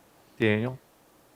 Yeah, I just want to note, you keep saying that the Muslim world is filled with rape. You know, I think that this is an Islamophobic talking point that I hear from the far right. I didn't expect to hear it so much from Vaush. It's kind of disturbing how much you keep saying this trope about Muslims being rapists. It's common in misogynistic countries. Okay, this is interrupting again, but yeah, I'm just pointing out that you sound exactly like the far right. When it comes to banning alcohol and prohibition, no, these things do have a positive effect. This is actually a myth that prohibition was a failure. Prohibition did lead to organized crime and the things like speakeasies, but the overall drinking went down in society. It was a positive effect. That the government decided that alcohol was causing a problem, it's harmful, and they prohibited it. And the actual usage of alcohol went down that's a positive result if you accept that alcohol is harmful. This whole debate is not about prohibition. You keep wanting to make it about prohibition, and you bring all these straw men. But when it comes to reducing the harm, it's something that's harmful. Therefore, it should be done. So Good this Vaush. is this is fantastic. No, alcohol consumption fell at the very beginning of prohibition, but it only took a couple of years for it to increase massively from that point, to the point where Why? it was Why would nearly that happen? reaching, huh? Why would that happen? Because people like alcohol. So Why would it increase beyond what it was because initially? Just to be people sure. wanted to get drunk. Because people like drinking, they like fun, they like biggies, obviously. But Not why would the only rate did go up not beyond its only I want to initial be sure level? that did it Vaush gets a chance to make his 1 minute. I know it's so hard here. Not only did it not work in like curtailing alcohol consumption, like, yes, we've criminalized it countrywide, brought it from 100% to 90%. Job well done, boys. We only created modern organized crime, spent billions of dollars of government money, got a lot of people killed. Yeah, good. Job well done, lads. Nothing has changed and everything is worse. No, this is ridiculous. And it's I don't know. It's just the authoritarian mindset. It's just, well, a thing bad, I think thing bad, therefore get rid And of it. Should we get rid of gaming, live streaming? Tell me, should my I, job be illegal? Daniel? Yeah, I mean, you keep repeating the same kind of point. Like, yes, things that are addictive, like gaming, like these apps that hook you in because they have taken advantage of your dopamine receptors, that should be made illegal. All games Banning do that. child porn, all games do not do that. Playing, like, for example, Super Mario Brothers is not the same as playing Fortnite. Fortnite has been designed to be as addictive as possible using technology and science that did not exist when, Ping or Pong came out People get on the video game Atari. addictions to even So those this games. is so the point being that you're not an authoritarian if you decide to ban child pornography. This is something that society has determined to be harmful, and the government takes action to ban it because it is harmful. That doesn't make you an authoritarian. You're just begging the question when you're constantly saying that, oh, we shouldn't ban these things because banning will never work. Clearly, banning does work. Governments put laws in place all the time to legally restrict people from things that they want to do or they desire to do. That's a part of a legal system. You're basically denying the possibility of laws. I love you, James. Interestingly, the thing that led to the biggest decrease of child pornography production and child abuse wasn't making child porn illegal. I don't even know when that would have happened, like a long time ago, I guess.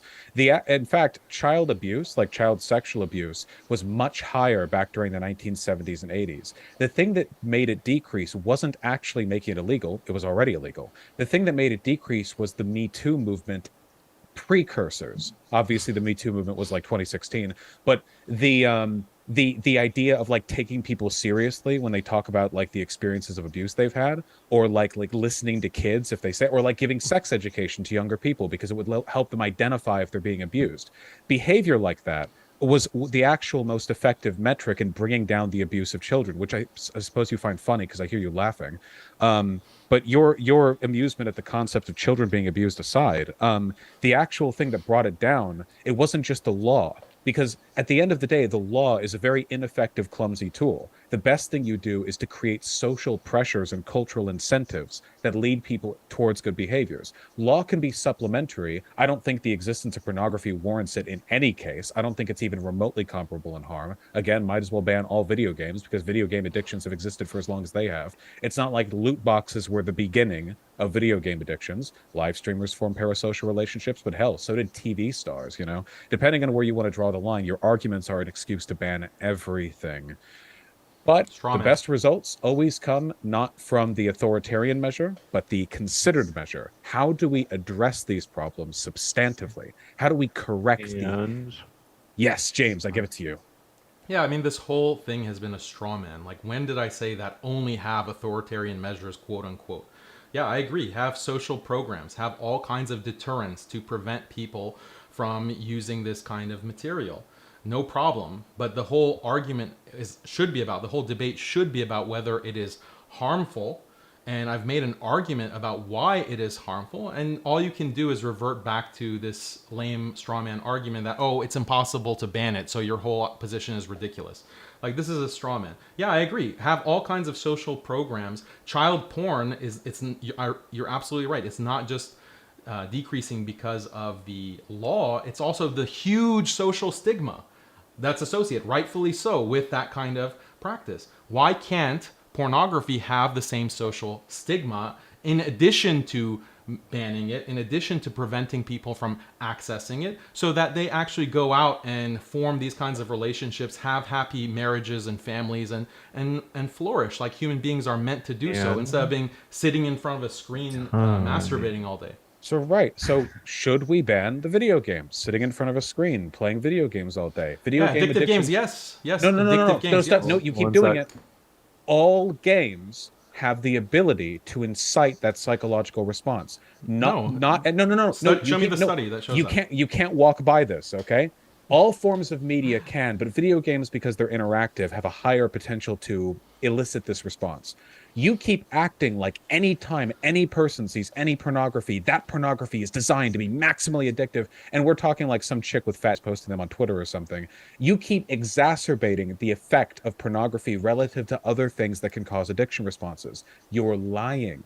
Pornography has a prominent effect, but so do interactive mediums like video games. Plenty of people have video game addictions. A lot of people watching have video game addictions. I might be willing to argue more people watching this right now through my audience have video game addictions than pornography addictions. But when I ask you, should we ban video games? Your answer is, oh, only the addictive ones. But you haven't delineated the difference between addictive and non-addictive porn. So you're lying right now. You want to ban all games. I'm not lying. Look, if it's shown that playing Super Mario Brothers is going to prevent people from getting married and is going to prevent them from having sex and is going to prevent them from reproducing in the same way that pornography does, then I'll gladly concede. Ban Super Mario Brothers in the same way that you ban pornography. I mean, this is not a problem for my argument. You want to look at studies that talk about porn addiction or the porn. The thing is, we don't talk about like recreational use of crack cocaine.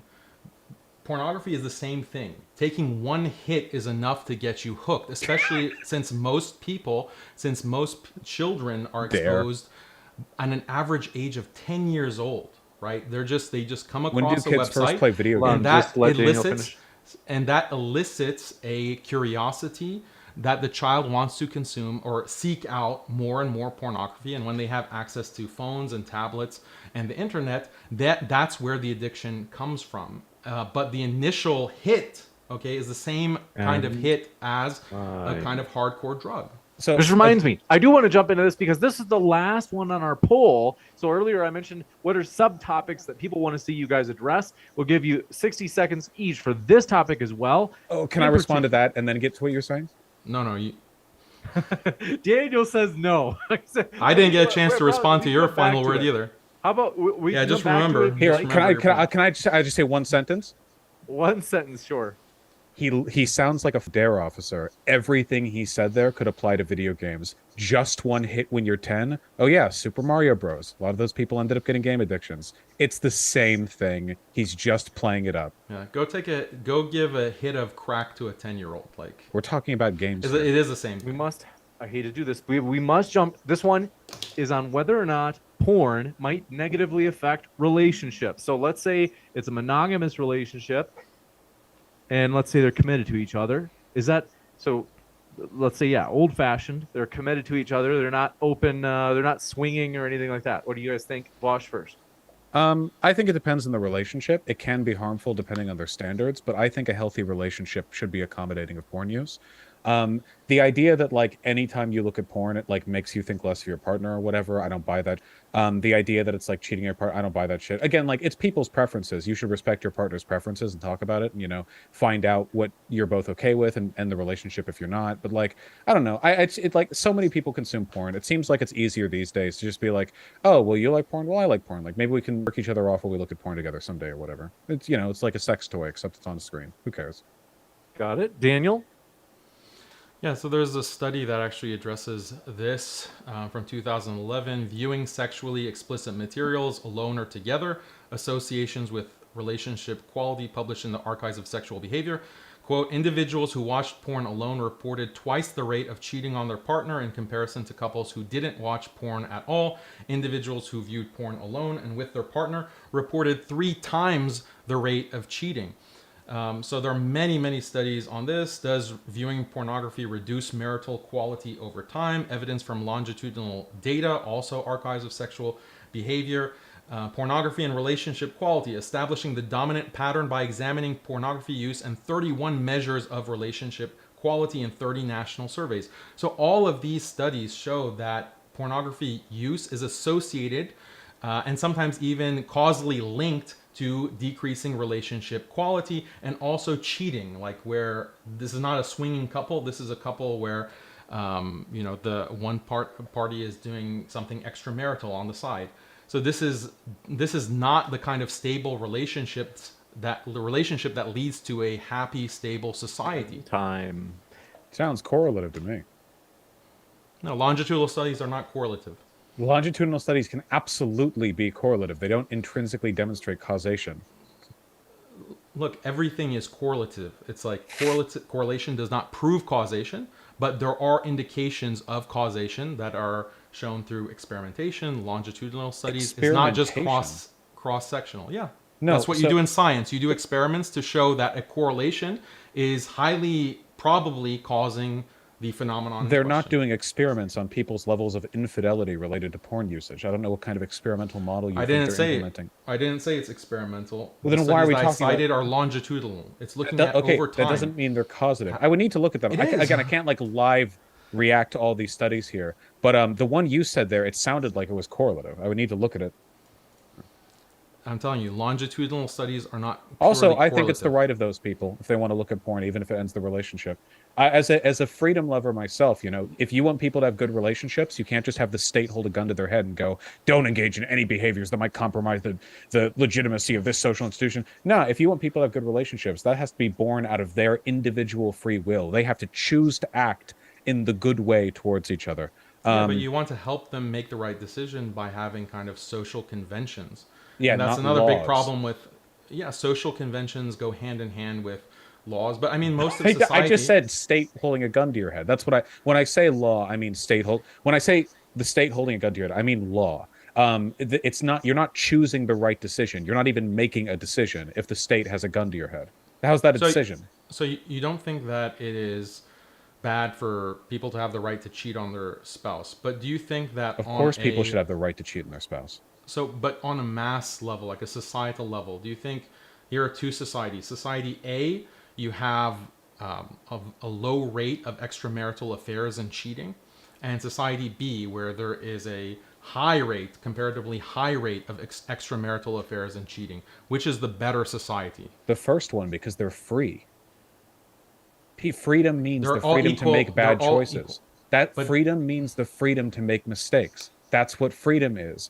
We're not clockwork dolls, and this isn't The Sims. You didn't answer the question. You didn't answer. One society has like 10% cheating, and another society has 50% cheating. Are they both free? They're equal in every single way. So they're both. So in one society, so there's no law against cheating in either. There's no difference between the two societies. Exactly the same in terms of laws and terms of social conventions. Everything is the same. Well, then I suppose it would be better to not cheat. It seems like a rude thing to do to your partner. Why? Because it's rude. Yeah. Yeah, because it's rude to your partner. Because you have standards for your relationship. It's like a kind of understatement to say. No, that's it. That's it. It's rude. Yeah, it's rude. It's like a violation of their trust. Yeah, it's rude. Yeah, violation of trust is something serious. But the point is that you're acknowledging that the society with lower extramarital affairs is better. Well, guess what? Porn usage will increase the amount of extramarital affairs in society. That's interesting because I'm looking at a study right now which indicates that, hold on, across these samples we found consistent evidence that partners who watch pornography together report higher relationship and sexual satisfaction than partners who do not. Notably, this association was not moderated by gender. So this is associations between relationship quality and pornography use dependent contextual patterns of use within the couple. Kohut et al. And it seems like, so the problem is like a lot of the stuff you've said to me feels kind of like sussy. I bet if I looked through your studies, I'd be able to tear a few of them apart because I have the the degree to do so. But like just looking through some of this modern stuff, like the idea like one hit of looking at porn at 10 will ruin your life and you won't be able to, like the degree of narrativization that you've engaged in here indicates to me that obviously like these studies are a means to an end for you. Well, you're talking about like small effects. Like, yeah, I can agree that one 10-year-old or two 10-year-olds exposed to pornography, they're not never going to be able to get married. They're never going to be able to have a family. No, that's definitely possible. But we're talking about not just one or two people. We're talking about millions, hundreds of millions. And that creates a cumulative effect that has an impact on the character of society. According to this, watching porn together makes the relationship better. So do you think it should be illegal to not watch porn together with your partner? So now that we found evidence that watching porn with your partner is good for society, you should be in favor of the state forcing you to watch together with your partner while watching like some girl getting like roasted, right? No, you have like one study. I cited 3, but you look, I'll acknowledge that there is going to be studies that will, point out what you just read. But a means to an end. Right, but I will contend, and I can back this up, that there are more studies that show the detrimental effect. Like initially, the science was out on whether smoking is bad for you or not. You could find studies that said smoking was actually great, would make your life so much better if you smoke 10 packs a day. Are you seriously comparing? So I am comparing. But your studies I would say are pornography older. is much more harmful than smoking, actually. I go that far. Okay, I know you would, because you sound like a dare officer, like one hit of porn and your life is over. Like you're coming again, like this is what I mean. The empirics for you are a means to an end. Like all the studies in the world could indicate that it's beneficial for society, and you would oppose it, right? For example, so I could try. Out of curiosity, curiosity, how do you feel about gay couples adopting children? Even though what's your point? Like, what's your literally point? Like, all I'm not data here to be indicates. No, Wait! Don't get it triggered. Literally all data indicates that the outcomes for a gay couple adopting children are the same as a straight couple. There's no harm to the kid, no social harm, no like weird problems with that. But you're opposed to it, aren't you? Because your religion tells you to. The empirics for you are a convenient second-hand justification for biases you hold anyway. I bet if I took a look through your studies, we'd find they weren't as causal as you think they are. Yeah, I mean, that's a great argument to, I don't know what. It's just, I can, when it comes to questions about these kinds of social issues, this is something that we can do like a careful reading of the studies and of have the Quran. Extended. Yeah, we could look in the Quran for answers. I know. No. I think that I've established that the empirical studies, like I've laid down a very clear argument. I've pointed to research studies. I've named some of them. People can look it up on their own and try to verify whether I'm wrong or not, or whether you're right. But the data is all there. And you want to say, this is just a means. This is just a means to an end. So what? Like, address the argument. Can you answer the gay adoption? Address the argument. Wait, can you, just out of curiosity, can you answer the gay adoption question? Are you okay with gay couples adopting children? I've answered this on my website, muslimskeptic.com. What does it say? I've answered on YouTube. Like, do you want me to start interrogating you about your statements about child pornography? I know what your answer is. Do you want me to do that? The empirics are second-hand. Do that? Well, for me, empirics... you can interrogate me or whatever. For me, empirics are first-hand. I try not to do that. Like, I try to be decent and respectable in this debate and not bring up these kinds of points that are not related. They're not related to the topic of the debate. When you're having a discussion on stuff like this, which is really complicated, like I want to be clear, my positions on this are strong, but the subject is very complicated. Oh well, all this child porn is more related to this topic of debate than gay adoption. If you want to have a debate on gay adoption, I'm happy to have that. Okay, you want a debate on that? Wait, no, I'm trying to answer. I'm trying to answer your thing. So the subject is really, really complicated, and people have the ability to narrativize and bias their perspective in a lot of ways. Like even like researchers do this all the time.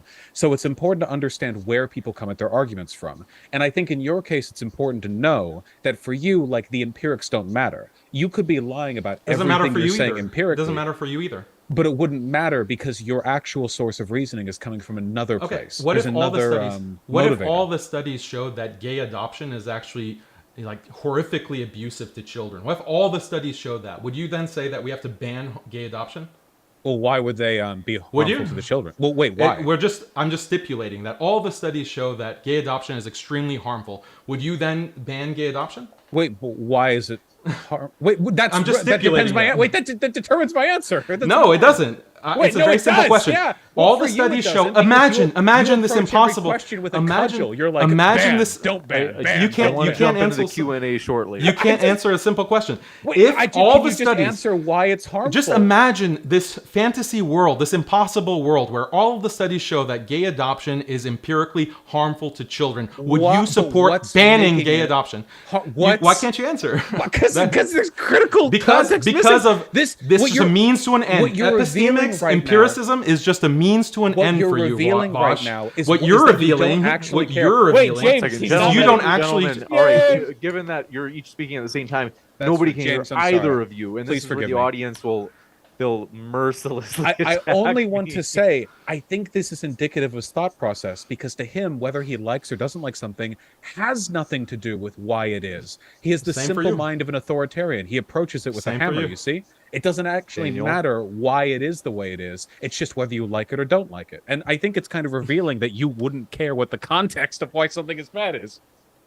We just stipulated for the sake of argument, and you couldn't answer the question. If gay adoption was proven in some hypothetical world to be very harmful to children, it should be very easy for a normal person who is guided by the empirics and is not guided by some kind of politically correct ideology or liberal ideology to say that, well, given that all the studies show that this is harmful, this practice is harmful, let's ban it. But you were not willing to say that. Matters. You were Okay, not willing can to I say ask that. you a question to help you understand? The existence of Muslims in America causes hate crimes. Should we ban Muslims in America?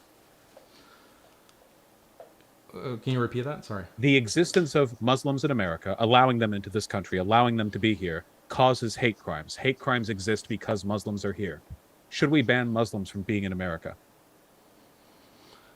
But why are the hate crimes caused? Is it because of the Muslims, or is it because of Islamophobes? You're wondering, but you can't ask me to clarify, can you? Because that would defeat the whole point. You're realizing now the gay sometimes social adoption. The gay problems- adoption. Look, okay, fine, fair enough. It's getting tough. No, it's not getting tough. The gay adoption causes harm because the gay couples are abusing the children. That's why they're harmed. Oh, I figured that, but why are they abusing the children? They just have this hatred of children.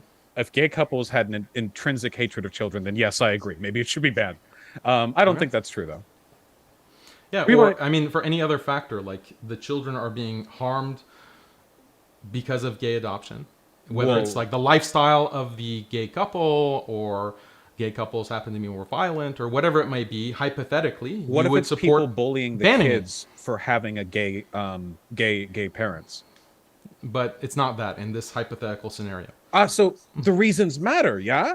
If gay people were inherently like more violent or so, yeah, you could talk about that. That's fantasy stuff, but yeah, but the reason matters, you know? The real reason historically, you know, like a lot of bad outcomes associated with the gays, it's been because people treat the gay people bad, right? Same with Muslims in America, you know? It's not them committing the crimes. People do hate crimes against Muslims. So it's the reasons why bad outcomes are happening, like the product of what incentives, you know, that matters a lot to me. Yeah, but in this scenario, like the gay adoption is causing harm to children. You can say because children reality, need it's both not, of course. a mother and father. Children, you know, gay In people our happen to be fantasy more example, violent. in reality, Yes. however, everything's fine. This is purely hypothetical. Of There are course, no of course. research studies that I know of that show this. But in this hypothetical example, you would be for banning gay adoption. In a hypothetical fantasy world where things were different than the way they are, then I would have different positions on the subject, yes. Thankfully, in the real world, where there is no harm, I do support gay adoption, and you... Right. I'm happy to debate you, Vaush, on this topic. James, I think we're ready for the Q&A. We're ready for another debate. Juicy. We're going to jump into the Q&A. I want to say, folks, a couple of things. In particular, our guests are linked in the description. So you have been exposed to their views, and you might be like, hey, you know what? I want to learn more about their views. You can click on their links in the description box right now, including the description box for the podcast, as we put all of our debates for Modern Day Debate onto the Modern Day Debate podcast. And we put all of our guest links there as well. If you haven't yet, pull up your favorite podcast app and find us as, hey, let's say you're driving to work, and if you, like me, I'm in Fort Collins, Colorado. I drive through spots where all of a sudden I don't have data. So it's nice to have it downloaded beforehand, and it's 100% ad-free. We don't make a dime off the podcast.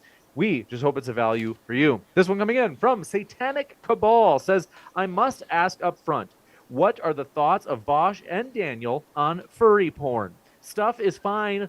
Art, isn't it? It sure promotes artistic development for one.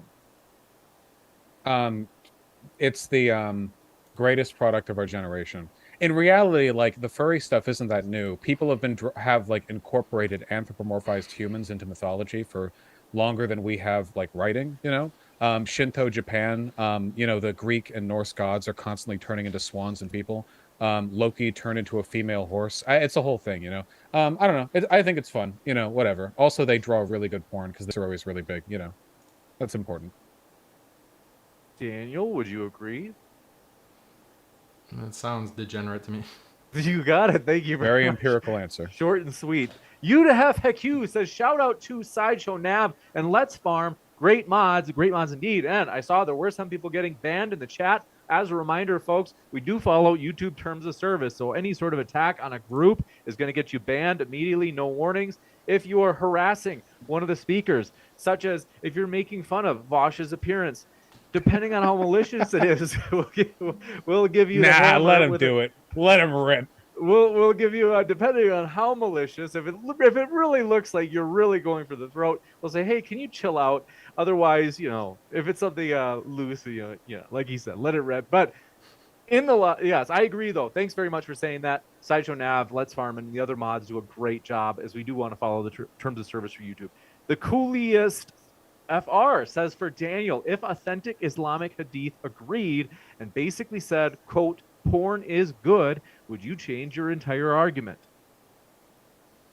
I'd be Muslim. If the hadith like said that, like if God commanded something, then you know, we would follow God's command. So God says, for example, that it is moral and permissible to marry multiple women. That's considered something very disturbing and disgusting to certain cultures, but that's something that God has permitted. There are all kinds of arguments or wisdoms that you can point out to why this is a good practice. For example, you know, in all kinds of societies that don't have polygamy, higher status men inevitably have mistresses. They inevitably cheat on their wives. But in Islam, it allows higher status men who have more wealth, who have more influence, whatever. They have the option of marrying multiple women who agree to marry that person. So, you know, this is something that gives leeway to men, higher value men in society, within Islamic societies. So we can talk about the wisdoms of that, but at the end of the day, it goes back to what did God allow us to do? And in the case of polygamy, God has allowed men to have multiple wives. If God had commanded something else related to whatever topic that you want to imagine, then we would follow that as well.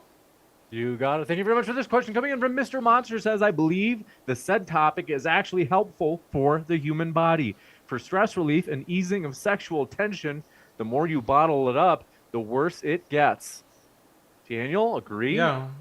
Yeah, so ejaculation is something that's necessary, and ejaculating with your loving wife, or if you're a woman and having an orgasm with your loving husband, that produces a kind of hormonal response that is really beneficial for your relationship. It creates these feelings of companionship and pair bonding that doesn't happen with masturbation. So yes, ejaculation is necessary biologically. It's important. It helps with all kinds of endorphins and feelings of happiness. It's just that much better when you have a person to do it with.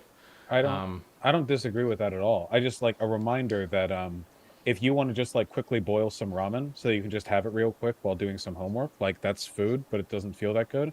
But if you make like a nice home cooked meal and you have it with a friend, then there are lots of social receptors in your brain that pair bond either in a romantic or social sense and make it better there. I'm just pointing out like this phenomena exists in almost everything we do. Sex is a social activity, of course. So a lot of the exacerbating factors associated with it versus like doing the solo version on your own, like those are going to be present for a lot of different things. We literally do like release different brain chemicals when we're like hanging out with a friend, having a good meal, than if we're just eating on our own. You know, it's just you be with people. That's the lesson, right? be with people, you know. But I don't think the best way to get people to have meals with others is to like deny them the home ramen, you know. Like you can't be like, all right, well, it's better for you to go eat with another person, so you starve until you do, you know. Well, that's not the correct analogy, though. It's not like comparing eating food with masturbating. Like pornography is creating this super normal stimulus. You should compare like eating out with friends versus staying at home and eating like a highly addictive processed superfood that has been generated in a lab. Yeah, ramen. Is that Have you better? had that Like dust? if you keep having that, if you keep eating that kind of processed food, that's going to prevent you from going out and seeking those social relationships. Yeah, I don't want the state to ban the ramen, right? That's the correct analogy with pornography. So the state should ban that superfood, highly engineered product. They should ban that. Okay, the ramen is though, those little squiggly ramen packets are literally a product of millions of dollars of agricultural and food engineering. The little powder that you add to the water, like this isn't just some like home recipe or whatever. Scientists worked in it, you know? I don't want the government to barge in, kick down the door and go like, no, it's better for society if you can't have the MSG packet or whatever. That, ha, that'd suck. That ramen got me through college. Yeah, if it prevented people from actually forming these kinds of relationships, the government would be justified in banning it. I know, like with the Mario Brothers and everything else good in the world.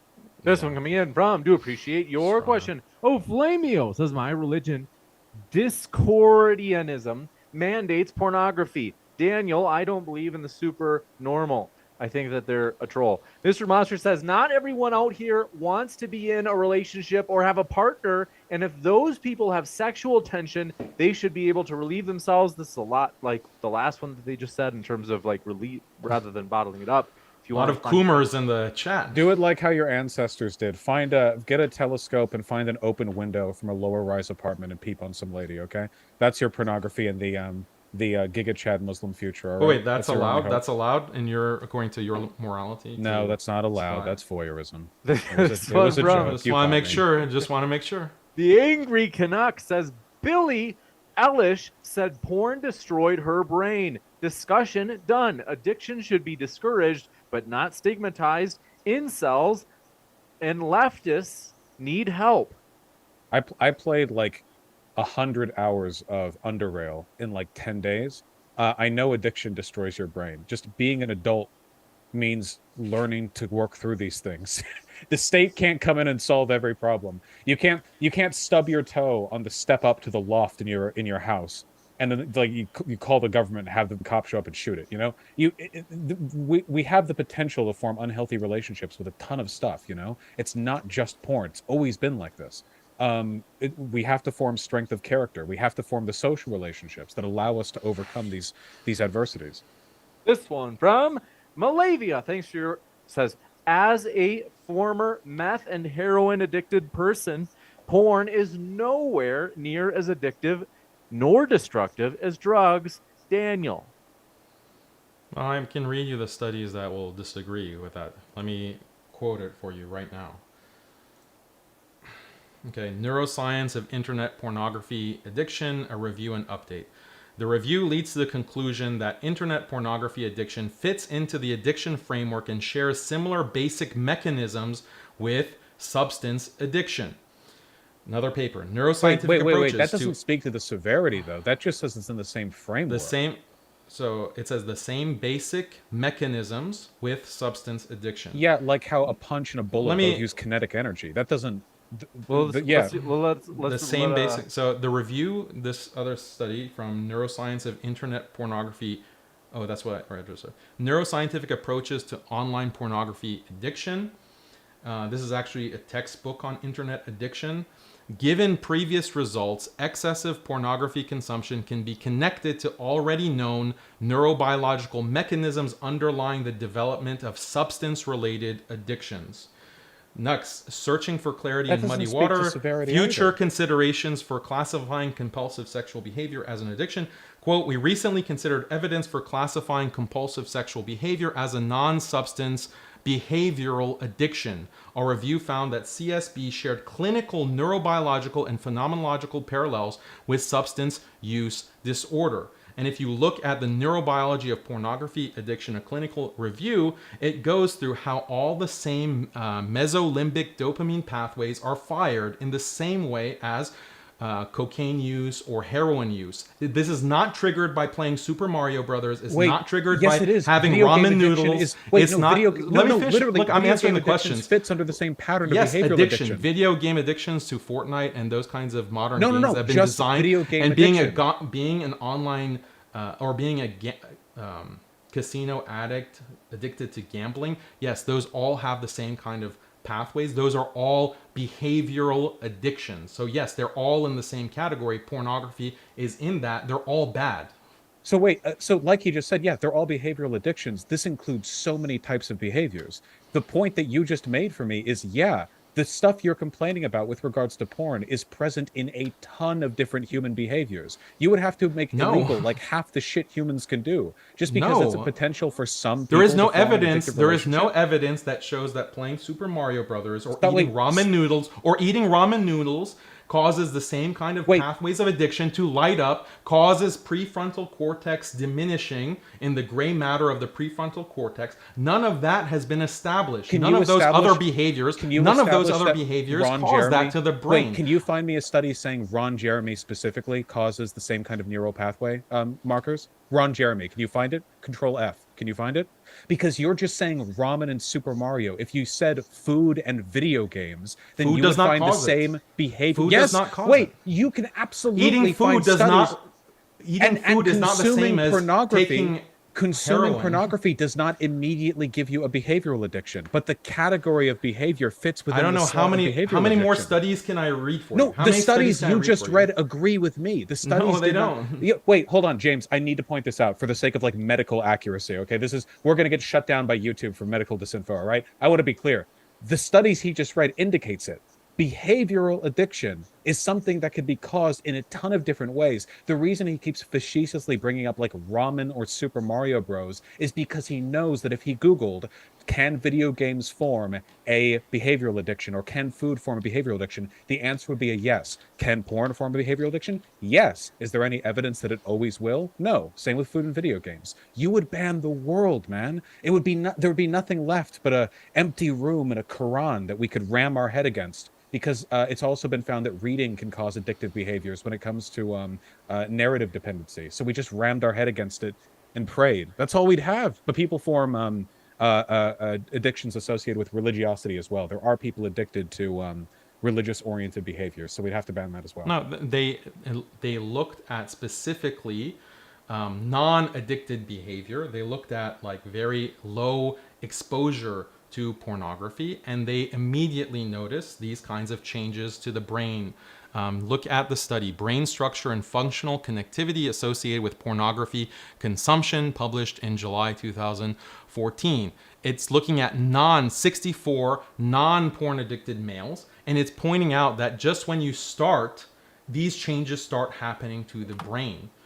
We must move forward. Exactly with any kind of drug usage. It's not the same with food. It's not the same with eating bread and then your brain starts to change. We just have so many questions. This one coming in from this one. Yuda Haku says, Daniel, adult porn bad? Let's see.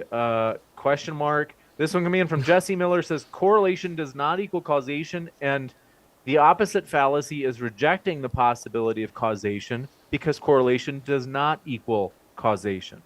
That's completely true, 100%. It is entirely possible that there are causative factors here, but I think they need to be determined when claims are being made so strong as like, society will crumble unless we ban this or that because, human happiness is oriented around the strength of the family.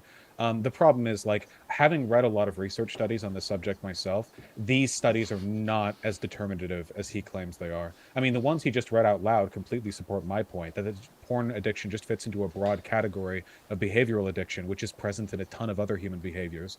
But if we take a look at the specifics on this, a lot of it is like way more complicated. You can get like interesting results on people's brain patterns, but just if they change their diet over a long enough period of time, like in a short time, because the rush of chemicals to their brain and like the sugars that process, like stuff is complicated. I just don't want people to fearmonger over like facts online. I like mine. They're huge sometimes. This is important. No, like the changes that you're talking about when it comes to, going on a diet, or what about music? Like people who learn how to play an instrument, their brain also can change. So you could say, oh, well, see, you have to ban playing music because it causes changes to the brain. That's not the argument that I'm making. It's a change to the brain that changes your ability to control yourself, changes your ability to make a kind of long-term decision making because you prefer short-term benefit over long-term value. Like the prefrontal cortex, what's called hypofrontality, will actually change your attitude, your personality. And this is something that has been documented in research study after research We've study. been on this one for so long. I hate to do this, but this one coming in from Yeshua the King says, if Allah allowed porn, would Daniel contest it? I think we basically had that question before. If you want to say anything, you can. Otherwise, I'm moving to the next one. Allah Oh, saves. I want to say something because this question about banning, like I'm only arguing on the basis of empirical studies, and it's only in reality my position is only because Islam disavows it. Like this is a mischaracterization of Islamic and even just religious reasoning in general. Like you can have a kind of utilitarian argument within religion. Like Islam does consider like the real world circumstances and how things can be negatively impacted by societal behaviors. So even something that is not explicitly banned in the Quran or in the Islamic tradition, Muslim scholars could still, on the basis of a utilitarian or consequentialist reasoning, determine that that needs to be banned or that needs to be promoted. So you're straw manning actually religious arguments, and specifically Islamic arguments. Like the kind of argument that I made in this debate is perfectly in line with Islamic religious morality. And I'm not trying to be two-faced. Like I really actually believe that non-Muslims should seriously consider the harms that come from pornography usage, even if they're not committed to any kind of religious morality. this one from Old Goat says, Daniel, your arguments involve flipping the script and using peer-reviewed studies from Western institutions against liberals. How do you decide when science is valid outside of an Islamic agenda? I think that the truth is the truth. Like I think the truth is consistent. Empirical reality is consistent. My belief and what I've seen in the entirety of my life is that empirical reality is consistent with Islamic teachings about the world, about ontology, about epistemology, about morality, and that's the premise that I take to all the debates that I go into. So there's a concordance between the truth. Sometimes science can get things wrong. I think everyone acknowledges that. But if there's something that is definitely true empirically, then it will coincide and be compatible 100% with Islam. And if there's something that the science says that happens to be conflicting with Islam, then I would just say that we need to look at those studies and determine what is exactly the truth. You got it. And in terms of the phrase PMO addiction, I think this means pornography, masturbating, and orgasm. This person says, King Cash says, as a person who suffered from PMO addiction for more than 4 years with on and off cycles, thankfully now I've conquered the horrible addiction, Vaush has no idea what he's talking about when it comes to porn. Well, that's not very specific. No, I do. Behavioral addictions can be really serious in many ways. Even without a chemical reaffirmation, like by doing cocaine or heroin or whatever, people say this about like marijuana, right? Like there are marijuana addicts, even though like people can form behavioral associations, and this stuff can be really strong. Like people will live or die over behavioral associations. It's not that I don't recognize how serious it can be. It's that I don't think like the problem is getting the state to run in and like ban for all humans that you have an irresponsible relationship with. It's a bit self-interested on your part with respect. The best thing we can do, I think, is like better mental health access and resources, better sociability in society, so it's easier for people to make friends. I think that a lot of this also comes down to toxic masculinity because people have a really tough time like talking about like this if they're a guy.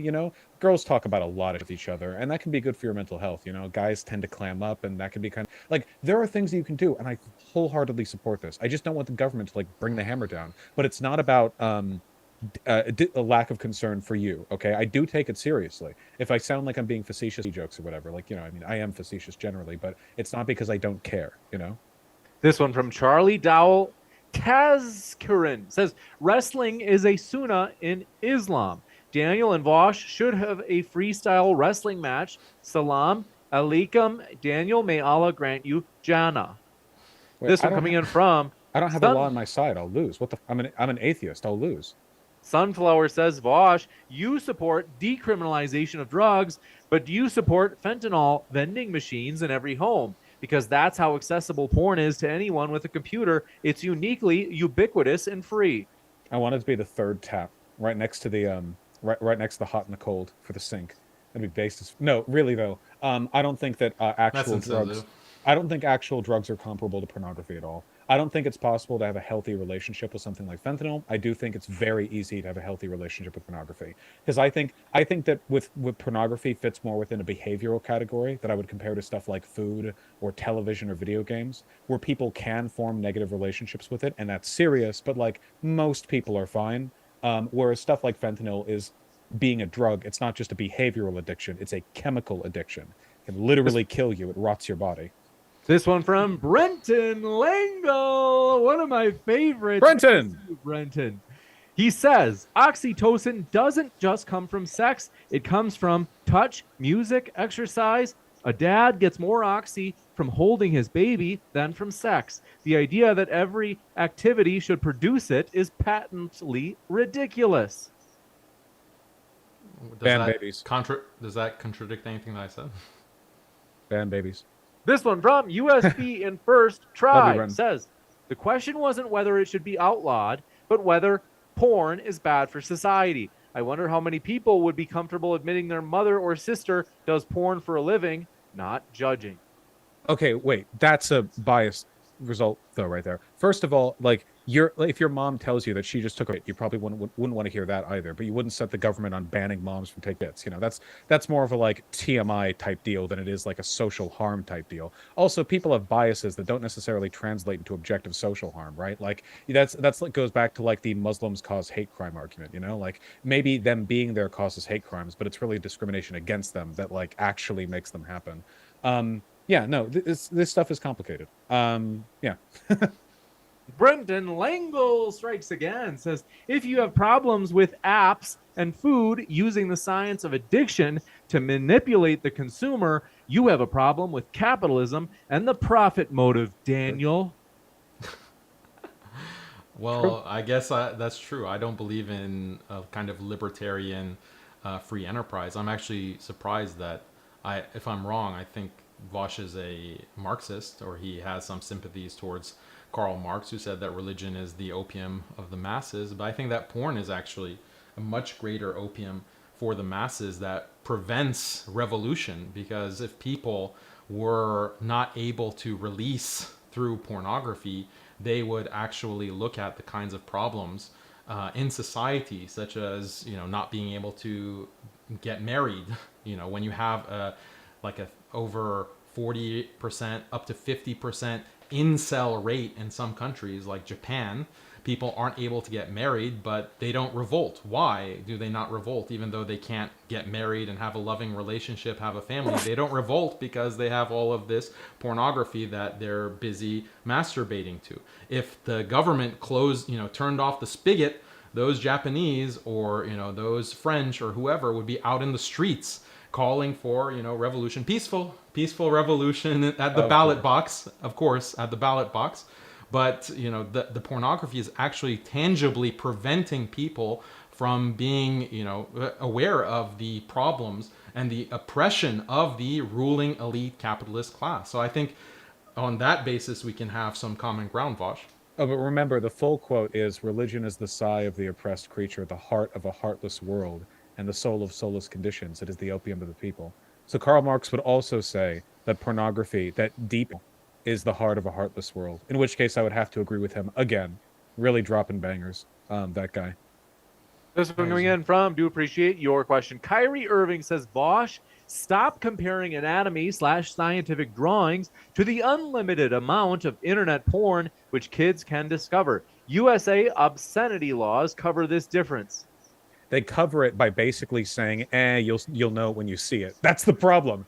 The obscenity laws are already incredibly vague, and people are already really, really, really unwilling to invoke them, in large part because they're so vague that they're almost legally useless. Like the US like legal precedent on what pornography is you know it if you see it, right? And trust me, like if you make an anatomical diagram of like, oh well, this is like how the breast tissue or whatever looks like, there's not really a hard line there. Okay, people were working off the Sears and Roebuck catalogs for like decades before internet pornography came along. I promise you that if there was broadly available anatomical medical diagrams online, the government would be watching that with a very close eye. You know, it'd be, you can show a male erection, but as long as it's less than 6 inches. You know, because I mean, this is not accurate. Like the whole idea that I know it when I see it, like that's the thing for a lot of complex phenomenon. Like give me a definition of happiness, and if you can't give me a definition, we don't legislate happiness.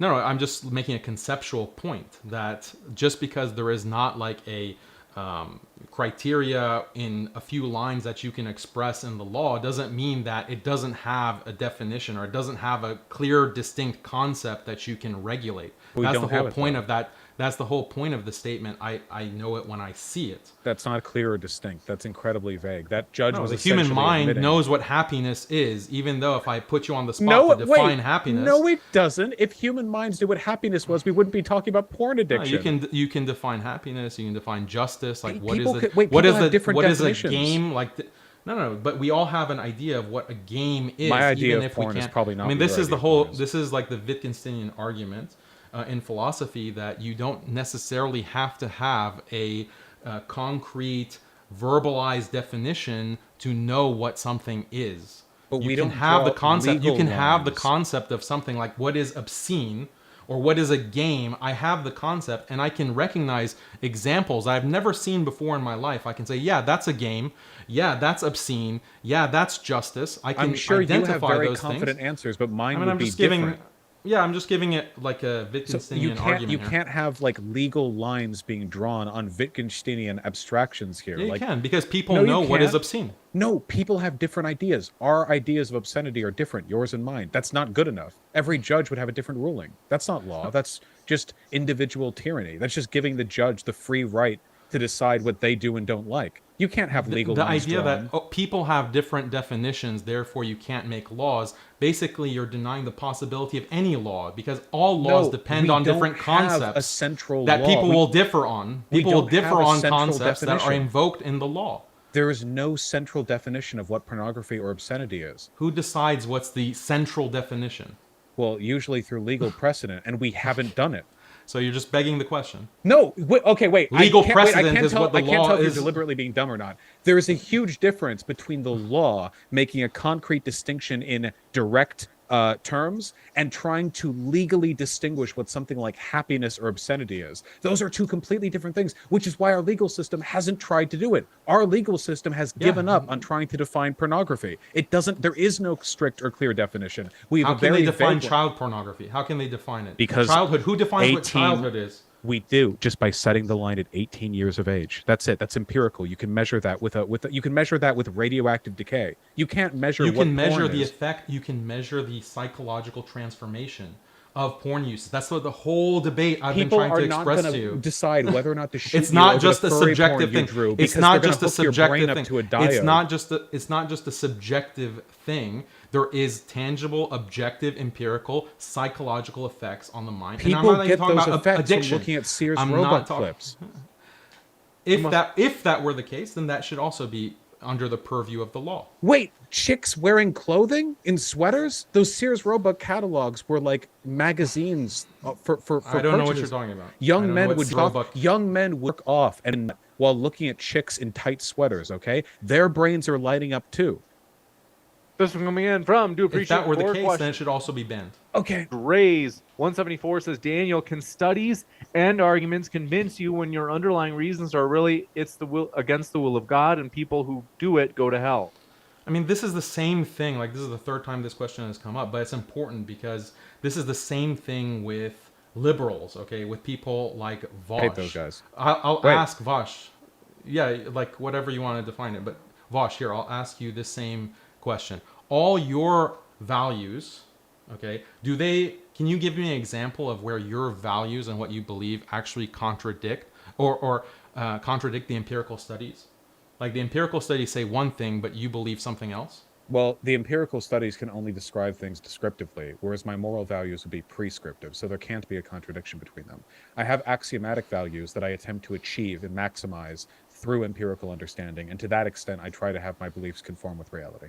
No, but what if you have like a certain kind of belief that deeply conflicts with the empirical reality? Is there any example of that you can give me? No, because I would have another Alright, order. so then you're the same or as me. belief that well, no, because I have axiomatic I values. gave the same that I appeal exact. to. I gave the same exact answer to this question of whether anything in Islam could conflict with empirical studies. I'm And sorry, then do would we I want to go reject back to that? the gay adoption question? No, I mean this is a conceptual point again. Like No, it's a pretty- You're it's a saying pretty that there's empirical one. it's just That's the problem. coincidence. It's just a coincidence that all your values are supported by empirical studies. No, it's not a coincidence. It takes a lot of effort, actually.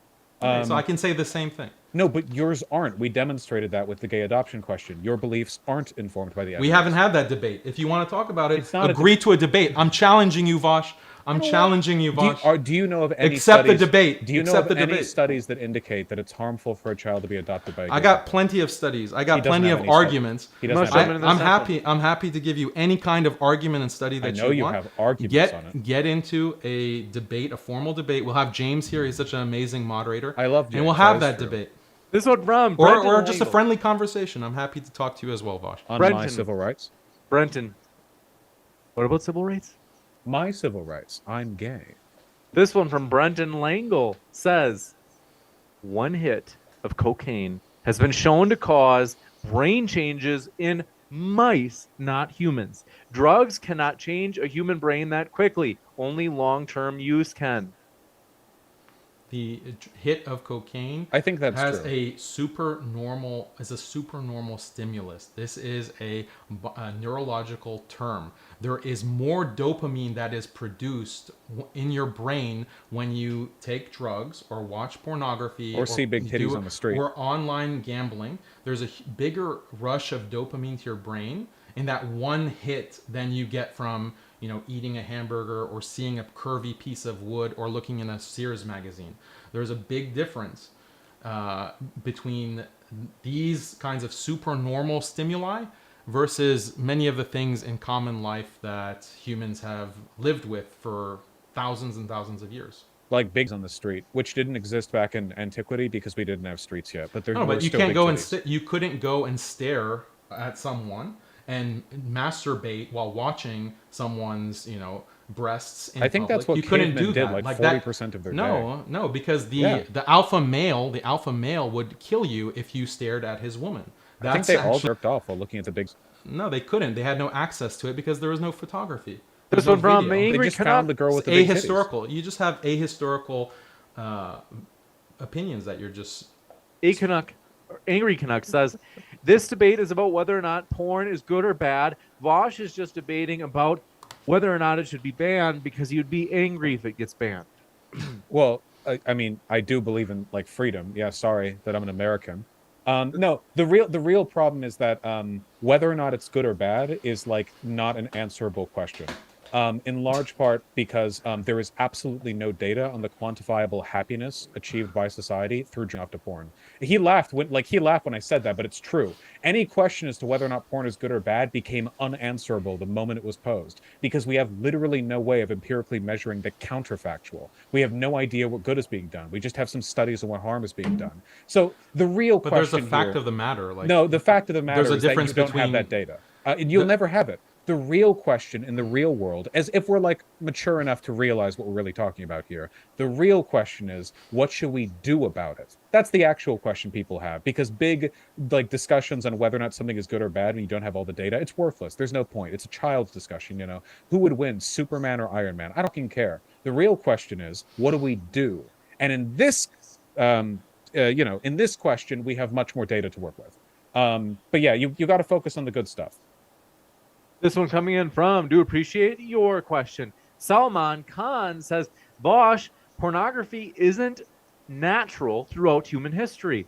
It has always been discouraged or looked down upon. That's why you would never marry a porn star after viewing her. Porn, for men, is a means to an end. That's completely retarded. What are you talking about? What? Sounds like a good point. People have been carving big faced fertility goddesses. We have like cave paintings. What are you talking about?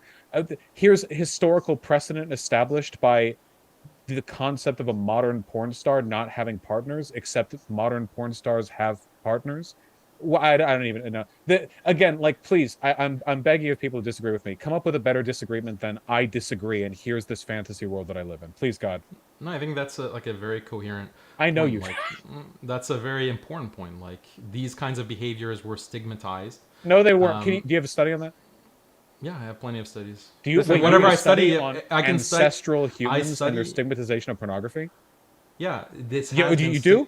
Not pornography. It hasn't existed. Show me the study that says that pornography existed 1,000 years ago without using That's not pornography. Oh wait, the Greek urns where they would literally draw men with erect penises, fucking other men with erect penises. That's not pornography. That's not pornography. You mean pornography is that's a photo. not You have what? to have a photo.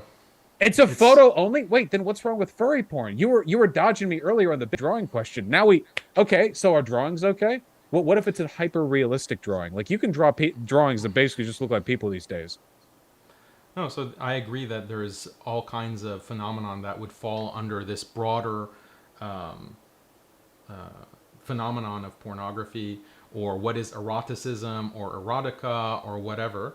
But I deliberately try to ground the discussion in a conversation about changes to the brain, actual physiological processes, so that we wouldn't get lost in this kind of debate about definitions, because it's a pointless discussion to have. When it comes to whether pornography is bad for society, you conflate the epistemological question of can we ever know with the actual ontological or moral question, because there's a fact of the matter that it is yes, it's good, or no, it's bad for society. That whether we can access that truth or not, that's a separate question. So when it comes to child pornography, everyone will agree that that is objectively bad. Someone could come and say, "Oh, but what about the studies? There's all kinds of conflicting data, or maybe the studies are all biased, and that's why there's this stigma against child pornography." These kinds of fallacious arguments can be used to defend all kinds of any kind of media, any kind of pornographic content. I was asking you whether drawings are porn. I wasn't listening to you for a second. What the fuck did you get on about? I was Googling this. Shunga, a type of Japanese erotic art typically executed as a kind of ukiyo-e, often in woodblock print format. While rare, there are also extant erotic painted hand scrolls which predate these. It means sex. Let me see. Enjoyed by all social groups in the Edo period. This is a very explicit drawing. If I showed this on YouTube, it would not. My channel would get banned. Is this not porn? Is this because they seem to like it? Usually that kind of art or erotica is very limited in society. But wait, I thought you said it wasn't porn if it was drawn. Is it drawn? I just made a point about we don't need to get the exact definition of what is or is not. Whether it's drawn or not, that's pretty important. Okay, it's drawn, but the point. Okay, so porn can be drawn. So let's say it's porn. Let's just say Athens. Let's just say it's porn. Okay, let's just say it's porn. Okay, so like the ancient. But the effect on society is not the same in those societies. Like pornography has the effect on modern society. Why can't you acknowledge the difference? So you keep saying that pornography has always existed. So okay, fine. Let me concede that. Let me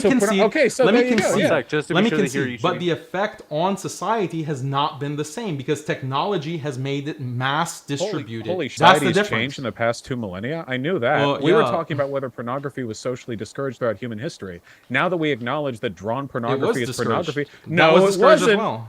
Because it existed, did not mean that was not discouraged. Those vases that were painted in ancient Greece with like the guys doing deep each other. Those were not like scanty little shad drawings being done in an alleyway. This was stuff commissioned by nobles. Child porn also existed in ancient Greece. Why do you keep going back to child porn? Because this is like your argument.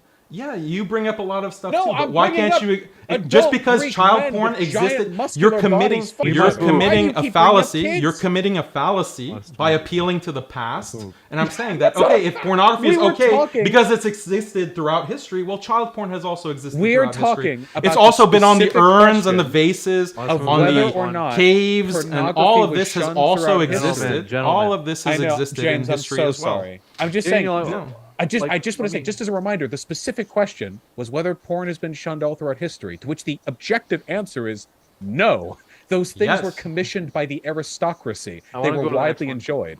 That This one doesn't mean from- it's socially I hate to acceptable do or this. widely It enjoyed. must go to the next one. Ananya Mouse says, Vaush, prawn takes away the luster in the face, the fire in the eyes. You have none. Okay. That's true. Vaush, let's see. If only we had the luster in your mom's eyes after I blew my load after her face. If only we could all be that happy. Honest to God, I know Wow, it's what a a joke, comeback. but people like that are really creepy. 'Cause What a you know they- zinger. You What a know they zinger. look in the mirror and you What know a they're zinger. thinking like, if only I Wow, stopped you're a jerking genius, off. Vaush. Hold Let's you, let wait, you Vaush got talk. your chance in an interruption. Nobody cared. Don't make 4 attempts at it. You know they're looking You're like in the getting mirror. very obscene. I've Like, got this to, is- No, they're give is Vaush that a chance to necessary? respond. Wait, why is he like this? He's like mad. We've They're gotta give looking. This Vaush is like a the chance level to of respond. obscenity is like Yeah, very. he's like this Vaush, this is going you know, beyond like batter, terms batter, of service. Hey, batter, batter. Come Hey, on, batter, Daniel, batter. Like, I just smacked Vaush with an insult. I got to give him a chance to at least respond. Yeah, well, yeah, he but you doesn't- didn't insult him like that. You he didn't doesn't, insult him by wait, talking about his I mom. I haven't insulted you at all. I insulted some random guy who don't know by saying That's I came not in his mom's face. appropriate. That's I not was- appropriate. Oh, I'm sorry. You can calm down. Jesus Yeah, Christ. is that an insult? It's like, do you keep bringing up child pornography because that's your mental age? He said something rude about a chatter's mom. What the heck is wrong with you? How old are you? Wow, You you're have a triggered, beard. bro. You're Jesus really Christ. triggered, man. Well, Anyway, this one triggered. from Calm down, bro. James just Calm moving down. on. All right. Calm down. Jazor says, what is Daniel's opinion on enforcing morality standards on media? Media does influence people, so should a government limit things like glorification of crime in movies? He wants to ban Sears Yeah, catalogs. there's- I think he'll Yeah, there could be do whatever. You could if you could demonstrate that there is a societal harm that comes from certain kinds of media, then yes, the government is justified to ban it. The government does ban all kinds of things already on the basis of societal harm, and Joe Biden is no exception to that. Look at the amount of things that are being constantly banned because Joe Biden and Kamala Harris determined that it's bad for society. Look at the whole gun argument that the left constantly uses. They think that gun violence is this We're talking huge about harm, the and they First want Amendment, media banning. Yeah, so media. Wait, what First Amendment violations has Joe Biden? What anti-First Amendment takes has Joe Biden had? Well, they work to regulate the internet on the spread of certain conspiracy theories or COVID disinformation. What they define as disinformation. There's all kinds of regulations. What law? They're pushing these kinds of laws that this is extremist speech. What this law? Misinformation? Yeah. Where? Look at DHS, Department of Homeland Security. Look at the Department of Disinformation that they're trying to create. So what in law? order to create civil and legal liabilities for those who spread certain types of speech. For like defamation and libel, yeah, we already have laws on those, but they've been around for hundreds of years. These are laws about extremism. These are laws about terrorism. This is laws about insurrection. We already have laws on terrorism. These are all about speech. These are all about speech. What laws have been created? He doesn't Vosh, know you wanna any have of a- the shit you he's wanna have talking a- about. Yeah, I do. You don't know anything. If Well, you want to have a what debate law? on free Who speech, has I'm been happy arrested? to have that debate. I know as you well. want because you want to just talk about this shit because you like talking to me because I'm happy you're to have entranced a debate by my charm. on any of these topics. Can you but name a law? there- Like HB, like a number, like one law that's been passed by the Biden administration to curtail First Amendment rights?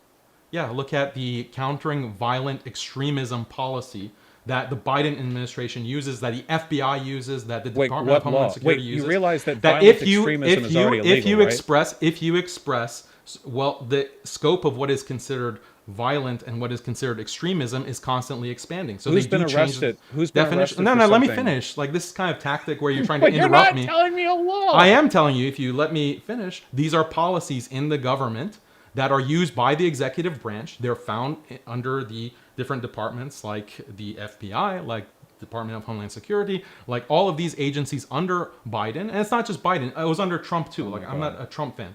Trump, Biden, Obama, all of these presidents and throughout the U.S. government have banned certain types of speech that they viewed Like as what? Like look at COINTELPRO. Look at the kind of Okay, restrictions that were brought we're against talking black about activists. Biden. I agree COINTELPRO is a violation of people's constitutional Yeah, so the rights. definition of extremism includes speech. People can say something that the government decides is extremism, Like even death though they threats? haven't No, not death threats. If you like are, saying something like in favor of Islamic government, non-violent. Who's been like, arrested okay. for that? Do you want me to give you a list of imams that I know personally that Who've have been detained, been who have been arrested put in the United Yes, States for being Muslim? Yes. Yeah, I know that you think all Muslims are rapists, as you've said, but there have been restrictions on Muslims in the United States through CVE, through the Patriot Act, through surveillance. Biden Imams passed have the been Patriot Act? I Imams thought you were have been talking about changes See, in the you term of keep violent interrupting. extremism. You keep But you changing can't the tell me goalposts. what changed. Every time I answer your question, you add some other question because No, you I'm asking you completely the same one. out debated on all of these issues. You don't know what you're talking about, bro. You gotta go to the next one. Just make some crude remark again. Like that's your go-to. A crude remark. I'm This sorry for one. offending your sensibilities. I'll wear a Brenton. hijab next time. Brenton Langle says, as someone who is polyamorous, polygamy as practiced in Islam and Mormonism is inherently abusive. It's not about bonding, it's about supremacy. A healthy relationship must be equal regardless of numbers. I have a wife and several boyfriends. Hell yeah. I don't know what it is. Yeah, it's pretty obvious that the polygamy shit this guy pushes for has nothing to do with like pair bonding or like honest committed relationships, but it's just like man's expressing his dominion over women. It's funny that like somebody advocating that aspect of Muslim faith would pretend they give a shit pair bonding. I mean, we've already determined that a lot of your positions are not based on empiricism either. What? Wait, when? Because you said that it's no, just wait, coincidental. I can't deal with 8 hours empirical... of you misunderstanding a basic thing I said earlier. Okay. What the fuck It's a are we talking about? misunderstanding. It's a misunderstanding. Just continue. Just check the hadiths, okay? They'll tell you what I said because it's written in there with God's word. This one from Pornhub. USB in first try says, people who think porn is creepy, watch creepy porn. Franco Trujillo says, was wondering what was bothering me about the question. We can't axe out the other half of this. The conversation can't stop it whether it's bad, but what to do about it. I'm personally fine talking about whether or not it should be banned. Vasily Antonov says, Vaush doesn't like the state legislating morality. How would he feel about cultural shift towards what Daniel advocates without any legislation? I think that the pre-existing civil rights legislation that we have is good. If the cultural changes that he wants to make, well, first of all, the changes he's advocating for are like legal predominantly. If people made a cultural shift towards like not using pornography, though, I wouldn't want the state to like force people to look at porn more. Generally speaking, using the government to force cultural changes has just not worked out. It's really bad. And it's just deeply authoritarian practice, you know. I think the government exists to protect people, their rights, and to facilitate like infrastructural development, stuff like that. Keep the systems, you know, sort of laid in order. But everything outside of that, I think it's up to humans to decide what they want to do, and you know, the path they want to walk down. Yeah, it's a circular argument because you're basically saying that the government should protect the rights of whatever I think is moral. And that's justified. And wherever I don't think is moral or has no moral basis, then it's true. I do like good criminalize it. That's just things. Oppression. That's criminalizing is oppression. Yeah, I mean that's what your argument. That is true. You realize your argument right now is literally we can't make distinctions between things. Your argument could be used to justify child pornography. No. Yes, it could. That was a parody. That was a parody of your argument. That's okay, argument ad absurdum. Do you know what that means? Do you think it should be illegal to shoot Muslims? I was showing you how absurd that argument that you were making showing me your ass, which should be against your faith. Do you think it should be illegal to shoot Muslims? No, you can't even understand. Can you answer my question once ever? Are you scared of everything that comes out of my mouth? You can't answer any of my questions. Can you answer? Do you think it should be illegal to shoot Muslims? I'm going to assume you don't think it should be legal. Okay. Oh, but you think it should. You think it should be legal to walk down the street? Then, like, this is completely. Whoa! You blew me away with your argument. No, but amazing. That's literally amazing. What you just did to me. Yeah, that's literally. That's literally why I said. Overwhelming? Did that feel that's amazing. What a literal. Wow. Did that feel low IQ? You're too short. You're too sharp, Vaush. I'm like completely outmatched. We're looking in a mirror right now, which is recursive. The lights bouncing back and forth. Two retards such a brilliant. So brilliant. Franco Trujillo says, was wondering what was bothering me about the question. We got that one. They said, love this content and all credit to the speakers. Got to say that it's their content. We appreciate all of our guests. They make this show what it is. And Robin Sparkles says, Vaush's statement regarding CPs. Remind me, what is that? I haven't made statements on child pornography. This guy has like 80 times. I think he's got the names mixed up. They said regarding CP, lack of appeal directly contradicts the statements in his Mr. Girl convo. 1416 would be obviously be a top search. Rarely legal is now. What? I don't know what this means either. I don't know, and I feel like that person should see a therapist. I have no fucking clue what they're trying to say. Alex Jones says, how are free porn sites funded? And you can't say advertisements or, quote, people buy subscriptions. No way just that covers the costs. What? Have you seen how many ads there are on a porn page? I promise you, those free porn sites are paid for by advertisements. That's why there are 17 trillion videos on every corner of the screen. Yeah. I think they're trying to suggest that like some women are trafficked or like forced into it, and that. Oh yeah, but that has nothing to do with the free porn site. The free porn sites just repost shit from other places, or people free upload that. That has nothing. The trafficking happens, yeah, but that's not. They're not producing the pornography. They just host it. There are places that produce pornography, like porn sites, like Brazzers or whatever. Though that place is legit enough that they probably don't do human trafficking. Yeah, but no, I mean, obviously trafficking is a real issue. So, you know. Meme and Scheme says, why will Vaush debate random topics with a moderator with small creators but refuses? Let's see. Yeah, we want topics that are germane to the event. USB in first try says, I want to go back to magazines found in the woods. By the way, basically, Meme and Scheme was, they were just asking, Vaush, will you debate Nick Fuentes? And we know that you have declined before. And he can literally just email me. He's the biggest in the universe, and every fan of his that continues this charade is just as big of a push. Brenton Langle says, Daniel, you have not showed that porn is harmful in and of itself. You have only shown that porn can be addictive, sometimes under certain circumstances. No, the argument was not about addiction. Addiction, if you go back to the opening statement, is one aspect of it. But the main harm is the psychological changes that occur. It changes people's values, it changes people's behavior, and it decreases the ability to get into these kinds of loving relationships, build families. That's the argument. And it is a consequentialist argument. It's a utilitarian argument, but that's something legitimate. I don't have to make an argument on the basis of the inherent harm or the inherent evil of pornography. Like, I can agree that it is inherently evil, but morality is sometimes multifaceted. You can make a utilitarian argument. You can also make a deontological argument. There's no conflict between the two. And Islamic moral reasoning involves both utilitarian aspects, what's called maslaha, and also deontological aspects, such as things being bad in and of themselves.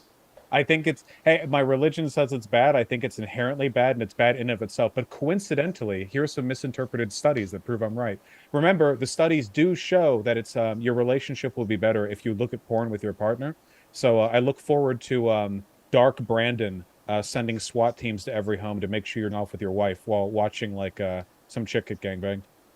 Secret XXX Star says, Daniel, people frequently come into physical harm because of their real life relationships.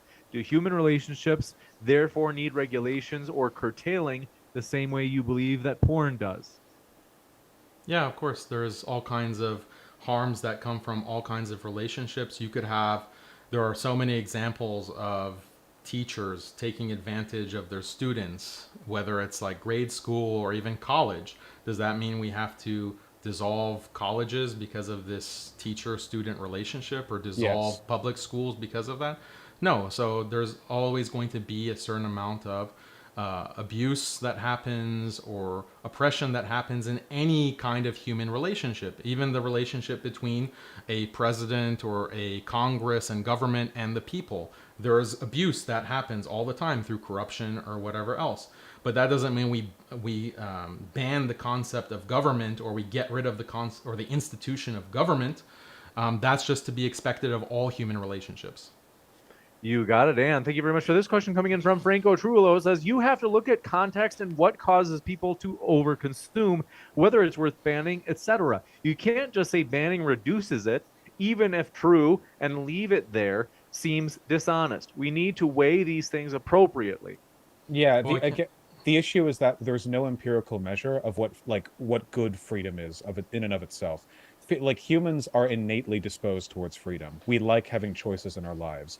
The overwhelming evidence we have on a psychological and sociological level is that it's generally not good for humans to have like some greater power telling them what to do or what not to do. A la not counted, of course. So you know, I'm biased towards freedom, of course. You know, but when you're looking at like, well, how do you weigh that against this, that, or the other? You know, at the very least, if you're going to have this conversation, you'd better make sure the data on its harm is bulletproof. But in this case, it's just not. You know, porn's just another thing people can have behavioral biases towards.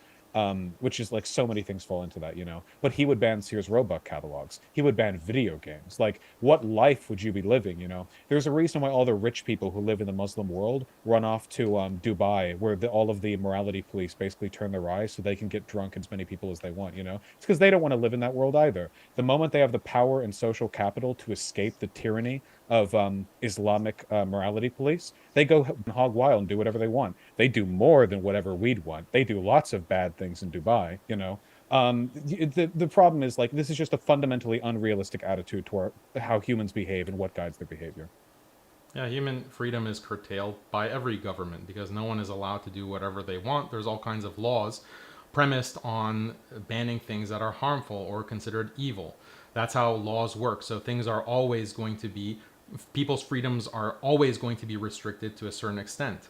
But the This circularity in Vaush's argument is that he just presupposes the things that he considers to be moral should be allowed absolute freedom, whereas the things that he thinks should be restricted or are evil, he's fine with all kinds of bans. He's fine with the government actually restricting that to the maximum extent. This one coming in from, do appreciate it. Hassan Syed says, Vaush, you said in the past that consuming child prawn should be legal. Is this still your position? Sorry, I'd consumed one too many of the Muslim skeptic videos, but I've since reformed and I no longer believe that. Nominal says, is porn bad for society? Daniel wins. Should we ban porn? Vaush wins. Looks like Daniel got this one. What?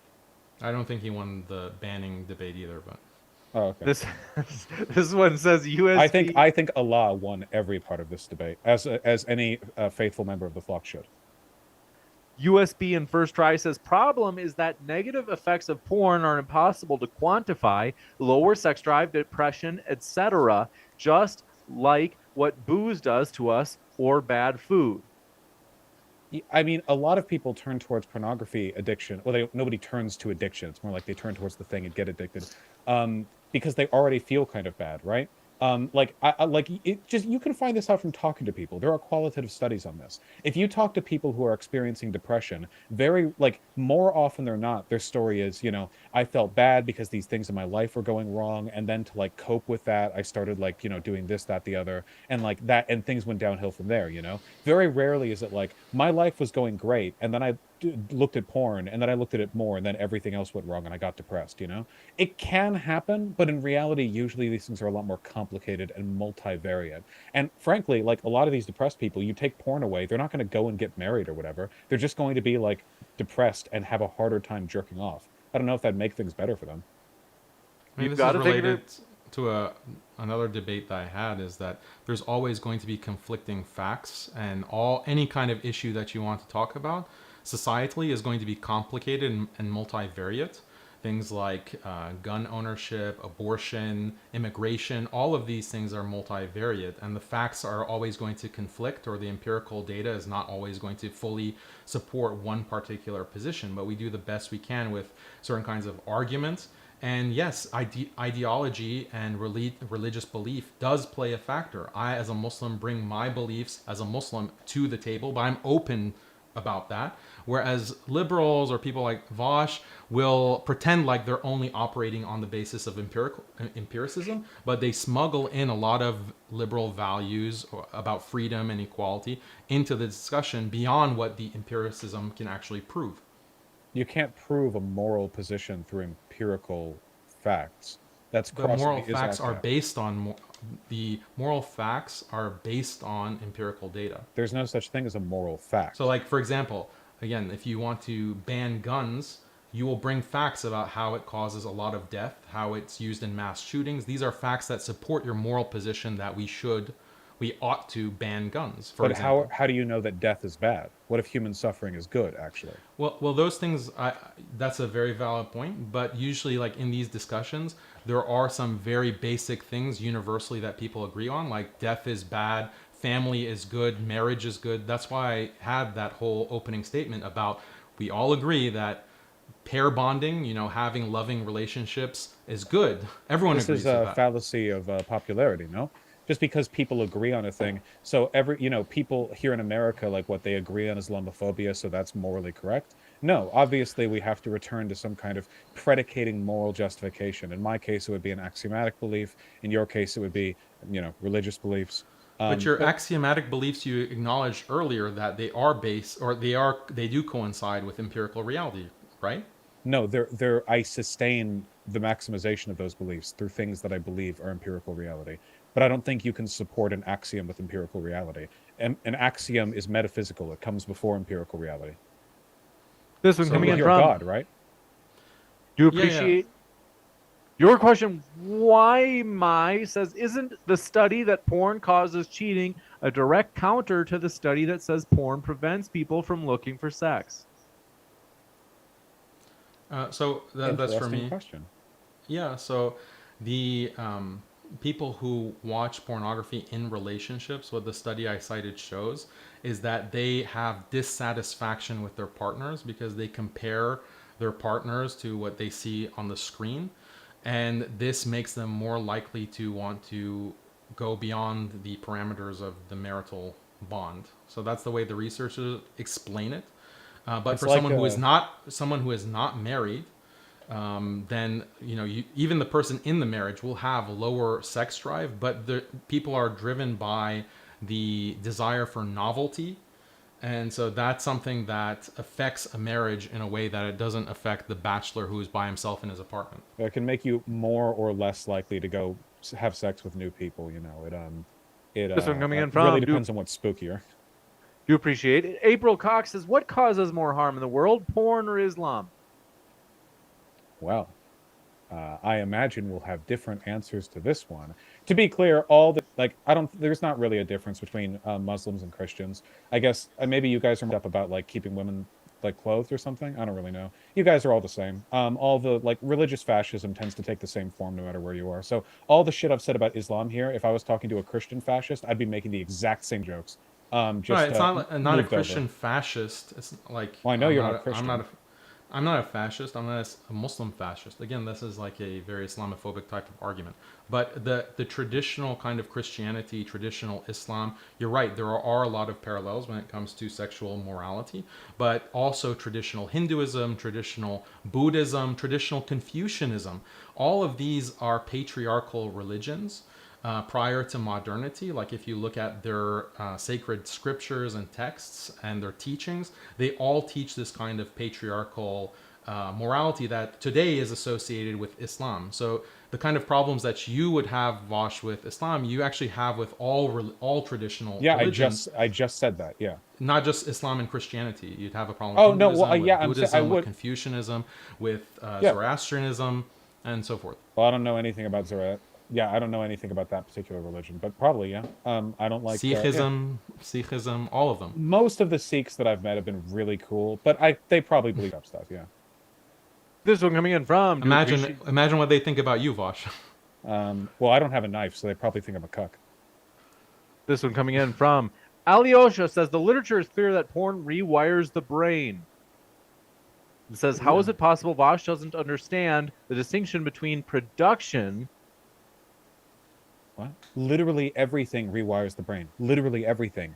You realize you couldn't learn if new information didn't rewire your brain, right? That's literally how you learn things. That's the reason you're different from bugs, okay? Yes, everything rewires it. Aging rewires it. The temperature of the area that you live in rewires. Everything rewires it, okay?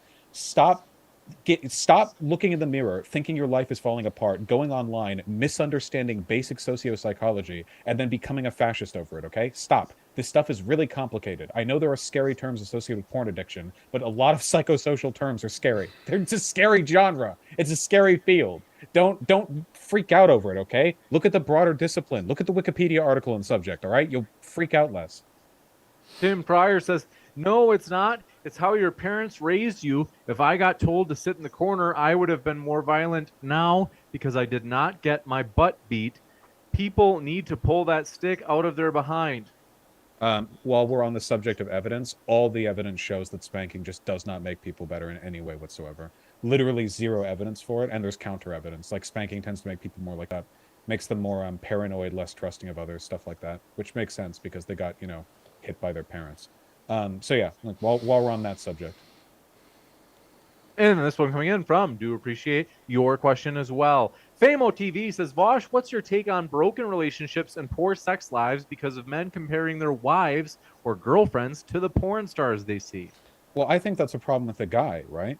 Porn stars are like it would be like looking at like an actor in a TV show or something and being like, wow, why can't my partner be that hot? Like you see hotter people in media all the time, like that's a problem with the mindset. When you're looking at porn, you're not looking at like the shit everyone goes through every day, okay? Even very famous, successful people aren't doing porn star shit every day because people don't like porn stars because porn stars are for a camera, not for themselves. Like that speaks to me to like an immaturity in the mindset, and that can happen in a lot of ways. And we know that's a trope, right? Of like women like seeing like a handsome like James Dean-esque actor and going, oh, and then they like compare every guy to that or whatever. Like this is a thing that happens, but we shouldn't do it. I think that's rude to your partner. It's not good.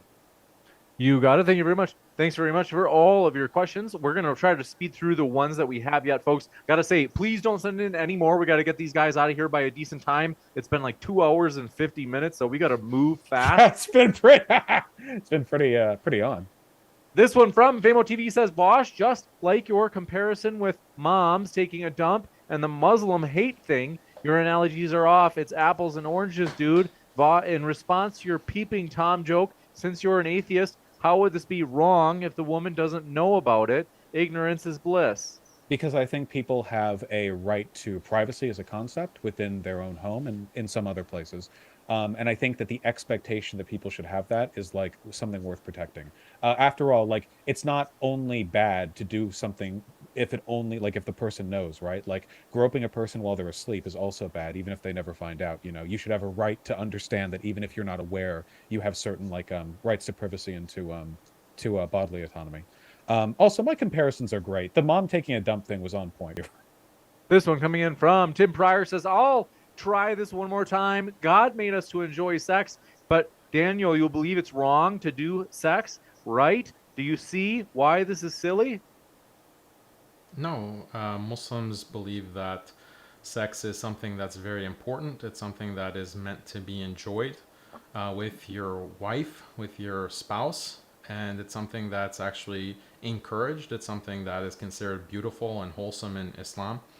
And there's nothing against sex in Islam. What sex does is it regulates sexual behaviors that are destructive or are deontologically or inherently vile and wrong, such as sex with animals or other types of sexualities.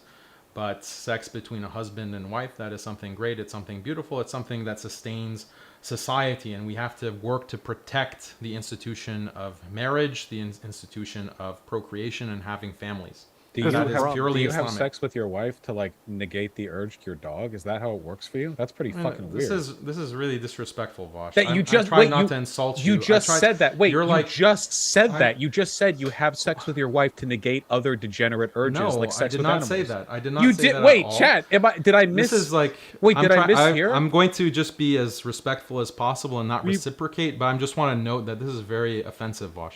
We must move to the next one. Brenton Langle says, alpha males are not real. You will notice Daniel lied when he said one hit of crack changes your brain. That's not true. I mean, most of what he said has been like narrativizing over a really, really shaky empirical basis. It's obvious when he starts talking about things that are deontologically wrong, where he's actually coming at this from. You know, it's pretty clear. Yeah. Daniel, any thoughts on this? Is Brenton full of it? Wait, who's? You said his name, but I can't remember his man. questions. He said alpha males are not real.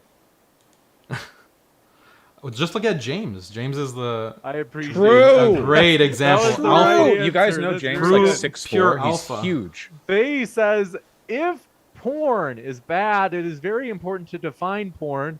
You got it. Vaush gave us the standard congressional definition of porn is you know when you see it, but this one, Cafe Nazionale says Vaush is against child porn because of the exploitation of children. What about animated child porn since no child is being exploited and some adults who might find that arousing would get pleasure out of it? Well, right now we don't have any laws on drawings of that, as very evidenced by any anime forums anytime any anime comes out, unfortunately. I think the problem there is that I don't necessarily know if the state should run in and be like putting out the calipers on whether or not a drawing is 17 and a half or 18. I do, however, think that like any enjoyment of that stuff is pretty up.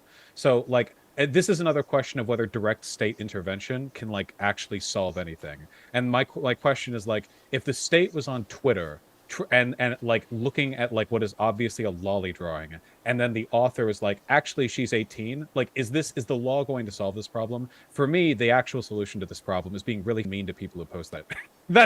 For me, that's the actual solution. I think this is what a cultural thing, like if you're like in an anime community or some shit, people are like, oh my god, I love this anime lolly girl, whatever, like you should be like, what's wrong with you? And that I think that would actually do more, because there is way too little shaming of that in those communities, I'll tell you.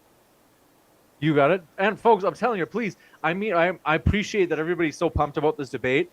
We've had a ton of questions. We just can't take any more. I gotta run. It's 3 hours, yeah. If I see any more questions as of this moment, I'm going to load the page so that I can see all the new ones that came in. Like, I just can't read it, and I'm sorry if we don't read it, and even if you submitted it. But for real, if you're listening out there, folks, we really can't take any more because we want to get these guys to bed by a decent time. This one coming in from Plummy 005. Wait, before we ask that, just can I ask a follow up? Like, what you didn't really answer the question, Vaush. Like, what is the problem with looking at those drawings? Oh, because I think that like the cultural normalization of fetishizing aesthetics that are like associated with underage people, like obviously that pushes people towards bad behavior, right? So like you wouldn't want, like I wouldn't want that in any community I was in. Like if I was enjoying like Steven Universe or some shit, I wouldn't want people flooding in there. The kind of there's plenty of pornographic material that is mimicking behavior that is illegal, right? There's like rape porn, there's bestiality, there is all kinds of things that are legal. There's furry porn, you know. You think that those should be illegal as well? I think that's actually a really difficult question, right? Because like if you follow that logic, you could say like, well, here's a hentai where the guy like rapes her. Now, whether or not you're into that sort of thing, and I'm not, like, should it be illegal to post that? I think I would defer to the same thing that I'd say about the lolly shit, and I would say like I think that culturally it should be disincentivized to whatever extent I guess feels morally right. So I would have to think about that, because I do think that's an interesting question, because I think that people who post law should be like mega bullied, but if somebody is into non-con art, I don't think they should be mega bullied, you know, because there are a lot of people who enjoy that kink in the context of a healthy relationship, right? I guess that would be the difference. In the context of like the lolicon, you can't healthily enact anything lolicon in real life. They're children. Whereas you can do consensual, non-consensual role play with an adult, and that can be sort of represented in like drawn pornography. So yeah, I think that's really complicated. That might be like the general trend that I would try to follow, though. This one from Light of the Twin Lamps says Israel used porno as a psychological warfare. They played porno audio in the Gaza concentration camp, which Vaush supports. What? I support the Gaza. What? This is like saying I support drinking water. Like I like water, drinking water. So you're like, so you support waterboarding in Gitmo. What are you talking about? They were using the porn because like a lot of people in Gaza are Muslims and very socially conservative when it comes to porn. So it's a form of like demoralization, right? Like you could do the same thing to an American. Like if you played a bunch of like, I don't know, shit. What do Americans hate? I don't know. school shooting audio or some shit. I don't know. You could like, yeah, it's like a demoralization thing. But the sound of like pornography does not innately like your brain or whatever. It's just like a way of establishing supremacy. But I'm not in favor of Israeli supremacy over the Gaza Strip. I'm actually quite famous for not believing that. You got it. This one coming in from Light of the Twin Lamps. We got that. They said, I'll read that other one later in the after show. Tim Pryor says, apparently now that it is a thing, I no longer identify myself as a human being. You all are embarrassing. Okay, thanks for that, Tim. I identify as an attack helicopter myself. Framo TV says, did Vaush really resort to internet insults like a sissy boy? Oh, this one coming in from what age am I in? What? I'm sorry. Jesus Christ. What is live streaming anymore? Sissy, but is that a sissy boy thing? You've got guys with their like pink top straps and giant sitting online and sell t-shirt. Actually, that does happen. Hold on, that's just Twitter. Okay, wait, they might have a point. This one from Lights. Ali Ausha says, Vaush, the FBI clearly told Zucker Droid to spike Hunter's laptop. Okay, this isn't really about the... We ask you guys for questions about the topics that the guests have prepared for, but I'm going to humor this one. It says, Matt to... no, I'm not. We don't have time. Ian Game It's complicated. I know what they're saying, and it's complicated. Thank you. Sorry. You got it. This one. Ian Game Dude says, Daniel, my dude, I literally heard you defending... Let's see. Okay, so folks, again, we're looking for topics on questions on the topic. People are mad today. It's okay. Says Vaush, what's wrong with polygamy? Okay, I don't have but porn questions, folks. Say the U.S. is notorious for polyamorous relationships, such as what Brenton is in. No laws prohibiting a man from having 50 girlfriends. Hypocrite. I don't have anything against polygamy. I have a problem with male-only polygamy because I know this guy is not okay with like one chick having like 50 husbands or whatever. So, so polygamy is a concept. Well, I don't like marriage in general, but as long as we have marriage, I'm fine with polygamy. But like in the Muslim world, polygamy is like, I mean, Daniel literally said it. Like it tends to be like a wealthy, high status guy who basically would just have like 50 mistresses who he doesn't care about. But because that's not allowed, he just marries all of them instead. So now he just has 50 wives he doesn't care about. And we pretend this is like wholesome and trad values or whatever. So it's like a version of it basically. But like, I'm not against it inherently. This one coming in from Jamie Russell, Christian Middle says Vaush and Trump 2024. This one coming in from Absolutely. Woody Woodpecker, thanks for your super sticker of a rainbow. And Famo TV says, Vaush, how about the studies that show if you resort to salty internet insults in a debate, you've lost, and now you're just a panicking soy boy. Wow, they're coming at you. Why are people here so sensitive? What the fuck? I've been doing this for 3.5 years. I'm not exactly a stranger to the spicy engagement. I didn't realize it was so unpopular here. My God. We're having fun. Daniel's having fun. He insulted me. I insulted him. We're having fun. No. I didn't insult you. I only reciprocated, but I don't. But we had fun. Language. It was like some roughhousing. No, you can have fun. Boys. You can have fun without using this kind of language. Like, it's not. I'm sorry. I'll wear a burqa next time. I'm a goddamn American. Liz says Vaush is speaking of hyper-realistic drawings. What are your thoughts on hyper-realistic drawings of children? It exists. Why do people keep going to this? Why? They said, should it be banned in particular? What? You know what? I just, sure, unleash the Fed, shoot everyone. I don't care. What? I don't know. What? How hyper realistic? Like they took an existing drawing of child abuse and then put it through one of those like etch encoders, or like they drew it so methodically that it just looks real. I don't know. Send the Feds to their house. I don't care. Why do we? This is I don't know. We're like trying to reallocate like the micron thin line people keep trying to like make me dance on or something. Just don't do that. Don't do any of it. It's bad. Yeah, adults, chick with huge nerves. Come on, man. Just what? So, you bring up child porn 70 times. No, and I say I wasn't. That's the I bad wanted part? I wanted to address the concept, of child pornography. But why? I didn't want to include you in that or like regurgitate kind of the trolling against you, because I'll say it very clearly. Vaush, for anyone who keeps asking about child pornography, Vaush has stated many times he is against child pornography. Oh, I want to be clear that you have stated your position very unambiguously. I only wanted to bring up the topic because it's related to the issues of obscenity and morality, not as a way to bait you or create clips from that. That wasn't my tactic, Vaush. So I just want to show this was all in good faith. I just am interested in debating this topic. I am kind of offended by some of the things that you said, but if you you said that you didn't mean to be offensive, okay, I can understand that. I consider the obscenity a part of my general demeanor, but I appreciate that. Yeah, I don't. Yeah, it's not. I don't try to treat it or think of it as a smearing thing or whatever. This one from Famo TV says, Vaush, Pornhub got busted for, you guessed it, child porn. How do you know children still aren't being exploited by this industry you're so heavily defending? I'm not so heavily defending. I'm literally just saying the government shouldn't ban its entire existence. I don't know if that's a heavy defense. Yeah, dude, it's a serious problem. And Pornhub actually did like the Giga Chad move right there and banned like 2/3 it hosted on their site. Probably saved a lot of server costs too. And now you can only upload stuff to Pornhub if you have a verified account, which means showing them proof of, among other things, the fact that you're an adult, which is good. It's actually the main reason why I don't like amateur pornography, you know?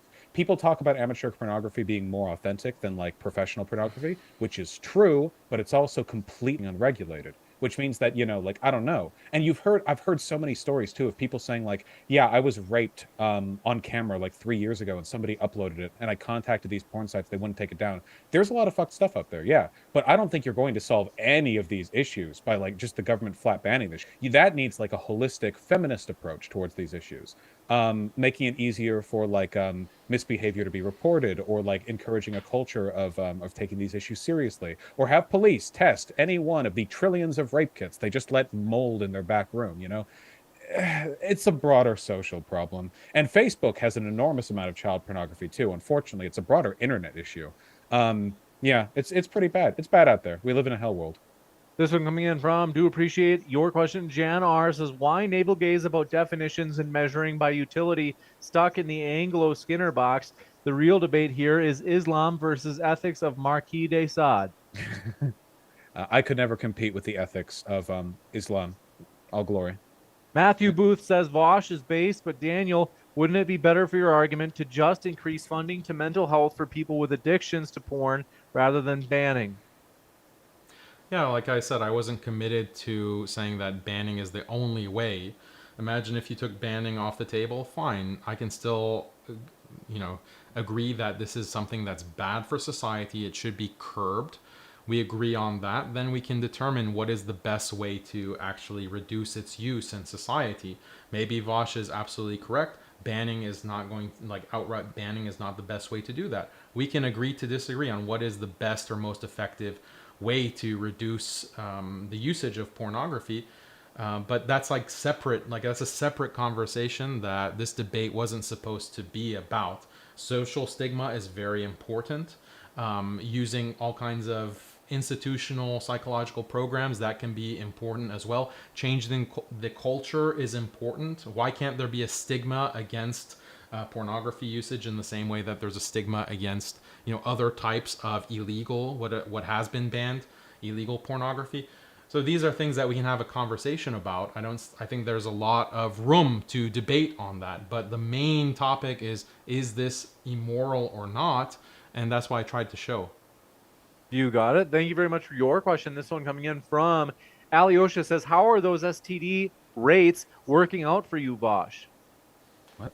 How does looking off the porn cause what? How does looking off the porn give you STD? Wait, does it? Wait, oh. This one, dude, wait, I'm getting worried now. What the? This one from Ano Chame says, Vaush is watching CP bad if it's cartoons. God, it's like they're asking me for permission. Like, it's like all these people like, Vaush, I've got a hot take for you. And they're like sweating. They're like, okay, so do you think he's going to like is he going to give me the argument? I don't know what you want. I'm sorry. I'm sorry. I'm so sorry, James. And I'm sorry to you too. I love you, buddy. I know. It's every. This is like the 100th one. This one from Omega Supreme to Vaush. I'm from a rich family and I enjoy my life under Islam. In KSA, bingo, you lying. Plummy 005 says for both, yes. What do you believe the legal age of consent should be? You know what? Just make it 50. Just make it 50. That's fine. 50's fine. I don't. I guess we've got some inertial momentum keeping us at 18, so that's cool. If you want a serious answer, I actually think you can make a decent argument for raising it because like people don't really age as quickly now as they used to, right? Like 15 years old back like 400 years ago, you were like like working on the farm, like you were basically like treated like an adult. Nowadays, 18-year-olds are like infants, like children. Like you can see a high school graduating class full of 18-year-olds and they're all like baby people, you know? So if it was kicked to 21 or whatever, I don't know. There's actually like an interesting hormonal discussion on the way in which aging has changed over time. People look younger longer nowadays. I think there was a Vsauce video on that. Anyway, just 18 or higher, whatever. Any thoughts, Daniel? No, I mean, that's an interesting discussion. Famo TV says, Vaush, in your debate with YouTuber Vegan Gains, you stated that you believe that it should not be. I'm going to kill myself in Minecraft. No, sure, James, go right ahead. Sorry, No, absolutely. As I'm ready for this incredibly novel inquiry into my positions here. I'm sorry. Yeah, I know. It's like you're reading through it. It's like getting Mogus jump scared or something. Jesus Christ.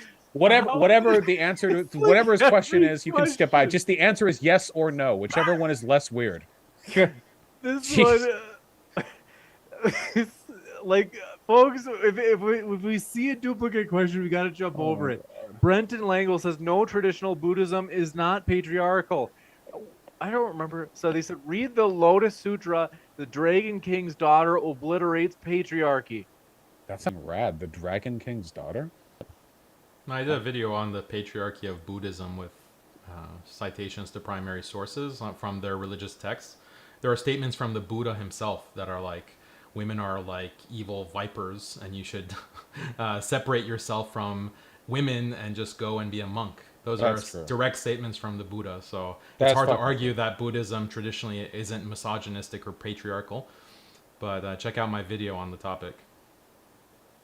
You got it. And this one, by the way, more than half of the people on a scale of 1 to 10, more than half said that this debate was a 10 or a 12. I really enjoyed myself. I do have to dip though. It's been 3 hours 11. That's a solid commitment. But I've had a tremendous time. We'll let you go. If there are any questions, I'm gonna read them to Daniel while he's still here. If you're willing to stick around. Vaush, I understand if you got to go. I totally don't blame you. Same thing, Daniel. If you have to go too, I know it's late. It's probably hit me one or two more, then I'm good to go. Let me just make sure I get the ones that are asking you that. You've got to filter out 80% of them off the bat. Alyosha says, Vaush, unlike the West, Islamic societies are able to hit replacement rates. That has more to do with rates of industrialization. If you look at it, the replacement rates averaged around the world, like it's basically 100% level of industrial proliferation, like the stage of society that people are on. However, I don't think there's anything inherently good about like hitting replacement rate if you're doing so through things that I would consider unethical, right? Like you could also just have rape camps if you wanted, like you can hit the replacement rate if you want to. But yeah, no, I do think more could be done, but I think it has more to do with cultural alienation, which is kind of like the Marxian answer on my part. You got it. There are only, if you're willing to humor me, Vaush, I'm sorry, there are only two more. One of them, it's a little bit like, so they say, Benny K. Evanson says, Vaush, you just mentioned, quote, a right to privacy for all humans. Is that a moral judgment? If not, can you expand? I think that people feel more comfortable when they know that there's kind of like a general protection, a general expectation that they're not going to be violated, even if an individual violation doesn't hurt them in any way. It's possible the knowledge that there might be a violation could, right? So like empirically speaking, if I'm at a party and I get drunk and pass out and someone moves me to the bed, if somebody walks over to me and or whatever, that does not, it literally doesn't hurt me. If I wake up, I never know. But if someone tells me, I'm still going to be furious about it, And I think the reason for that is because it's good to have an assumption of some protections, even if they're sometimes vestigial or not strictly they're not utilitarian in that specific instance. You want the knowledge that you're consistently protected and not just what you don't know won't hurt you.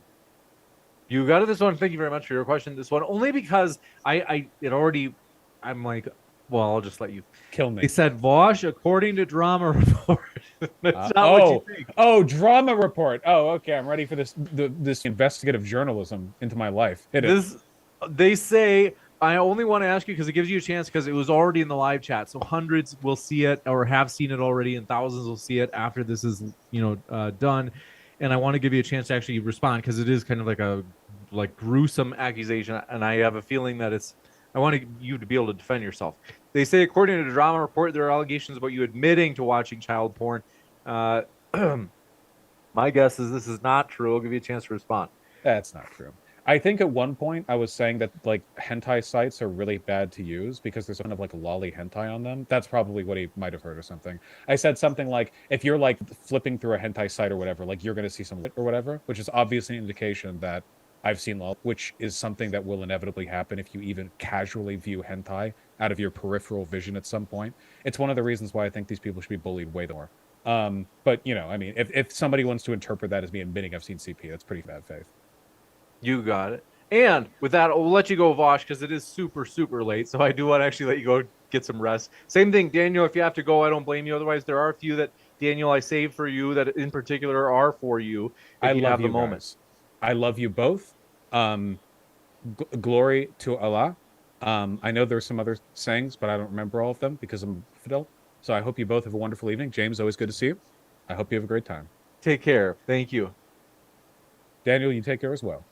Thank you, Vaush. Thank you for your time. Of course. Appreciate it for sure. I'm going to re-scramble the screen, folks. And in the meantime, I got a question for you, Daniel. Empress says, Daniel, what do you think of Allah's Dens number? I don't know what this means. Dens number? I don't know what that means. Me neither. And this one, thank you very much for your question. This one also for Daniel. Actually, well, Samir Farsin says most serial rapists have shown a history of porn addiction. Criminal psychologists all agree the obsession always starts small and then matures to a crime. I'm not sure if Vaush would disagree with that per se, although I would say he would. He would disagree with that. He thinks that rapes have gone down, like the amount of rape in society has gone down. Well, given that that was a question for Vaush that I wish I would have. I didn't realize it was for Vaush, or I would have read it while he was here. But I want to say thank you very much, folks, for being with us. We appreciate you being here. It's always fun. And thank you very much, Daniel. It's been a true pleasure to have you as well. Thank you for being with us tonight. It's been a long one. Yeah, a very long debate and very harmful to my ears. I hope the audience will, because my audience isn't used to this amount of swearing. So I was hoping that he would respect that. But I mean, things happen. So I apologize to my audience for being exposed to that level of obscenity in the debate, which I thought was going to be more academic in nature. But you got it. Well, want to say, that was a long one, but a fun one, no doubt about it. Like I said, 50% said they'd give it either a 10 or a 12. Want to say thanks so much, folks, for all of your questions, as well as thanks for sharing this video, as roughly 19% have shared this video, which is a huge amount of people, and we just appreciate that. Our guests are linked in the description, so if you, after having been exposed to Daniel and Vaush's views during this debate, you can click on their link below. What are you waiting for? We really do appreciate both of our guests. We hope you feel welcome, whether you be Muslim, atheist, Christian, you name it. We're glad that you are here. And if you haven't yet, hit that subscribe button, as we have many more debates coming up. You don't want to miss them. But one last thank you, Vaush and Daniel. Thanks so much for being with us tonight. Also, can I say thank you to you, James, for everything? You do a lot of work behind the scenes to organize these debates, and I really appreciate all your hard work. And I also appreciate your moderation. It's always excellent, great. And I just want to express explicitly to my audience so they know how much I appreciate you, James, and Modern Day Debates. Thank you. Seriously, that really does mean a lot. I seriously appreciate that. It's encouraging because, it's just it's affirming because so I appreciate it. And by the way, folks, I have not mentioned this, but I did last night. I mentioned that we are hosting DebateCon on. Oh yeah, Daniel, I don't know if I told you about the new date. We are this debate conference, which Daniel was at our last one, and he was in actually the biggest debate of the conference. That was Daniel and Destiny. That was a monstrous one. Daniel has actually been invited to our second DebateCon, also in Dallas. That's going to be now. Did I tell you that we're planning on November 5th now, Daniel? I can't remember if I got the word out to you. That should be fine. But okay, who's the debater? That is still being confirmed. So I can tell you it's still who I hope to have, and I've got good news because I got a response from them recently. So it's not confirmed yet, but I can tell you folks, this debate, if we get it booked for DebateCon, it will be so big you won't even believe it, folks. Very serious. So want to say though, seriously, thanks Daniel for all of your support of modern day debate as we've tried to give everybody a fair shot, as we really do. For real, folks, we really hope you feel like your position is given a fair shot. We really never want it to be such that we will never release a video afterwards that is like, oh man, that Muslim debater, or oh, that atheist debater was so bad. We're like, we really just want to let there be debates, and that's it. Like, James, nobody from this channel is going to put out a video, and likewise, I as a moderator am never going to systematically take sides in the debate or anything like that. So we really do appreciate all of your support of this neutral platform, and so thanks Daniel for your support. That means a lot. Thanks for your kind words. Yeah, of course. So, and thanks for your patience on that conference, those conference details. I'll get that info to you ASAP. And so with that, folks, I'm going to be back in just a moment with a post-credit scene letting you know about upcoming debates, including some of the details on this conference. So want to say thanks, Daniel, again, and I'll be right back in just a moment, folks. So stick around. Thank you, everyone. Thank you, James. My pleasure. Thanks, Daniel. I hope you have a good rest of your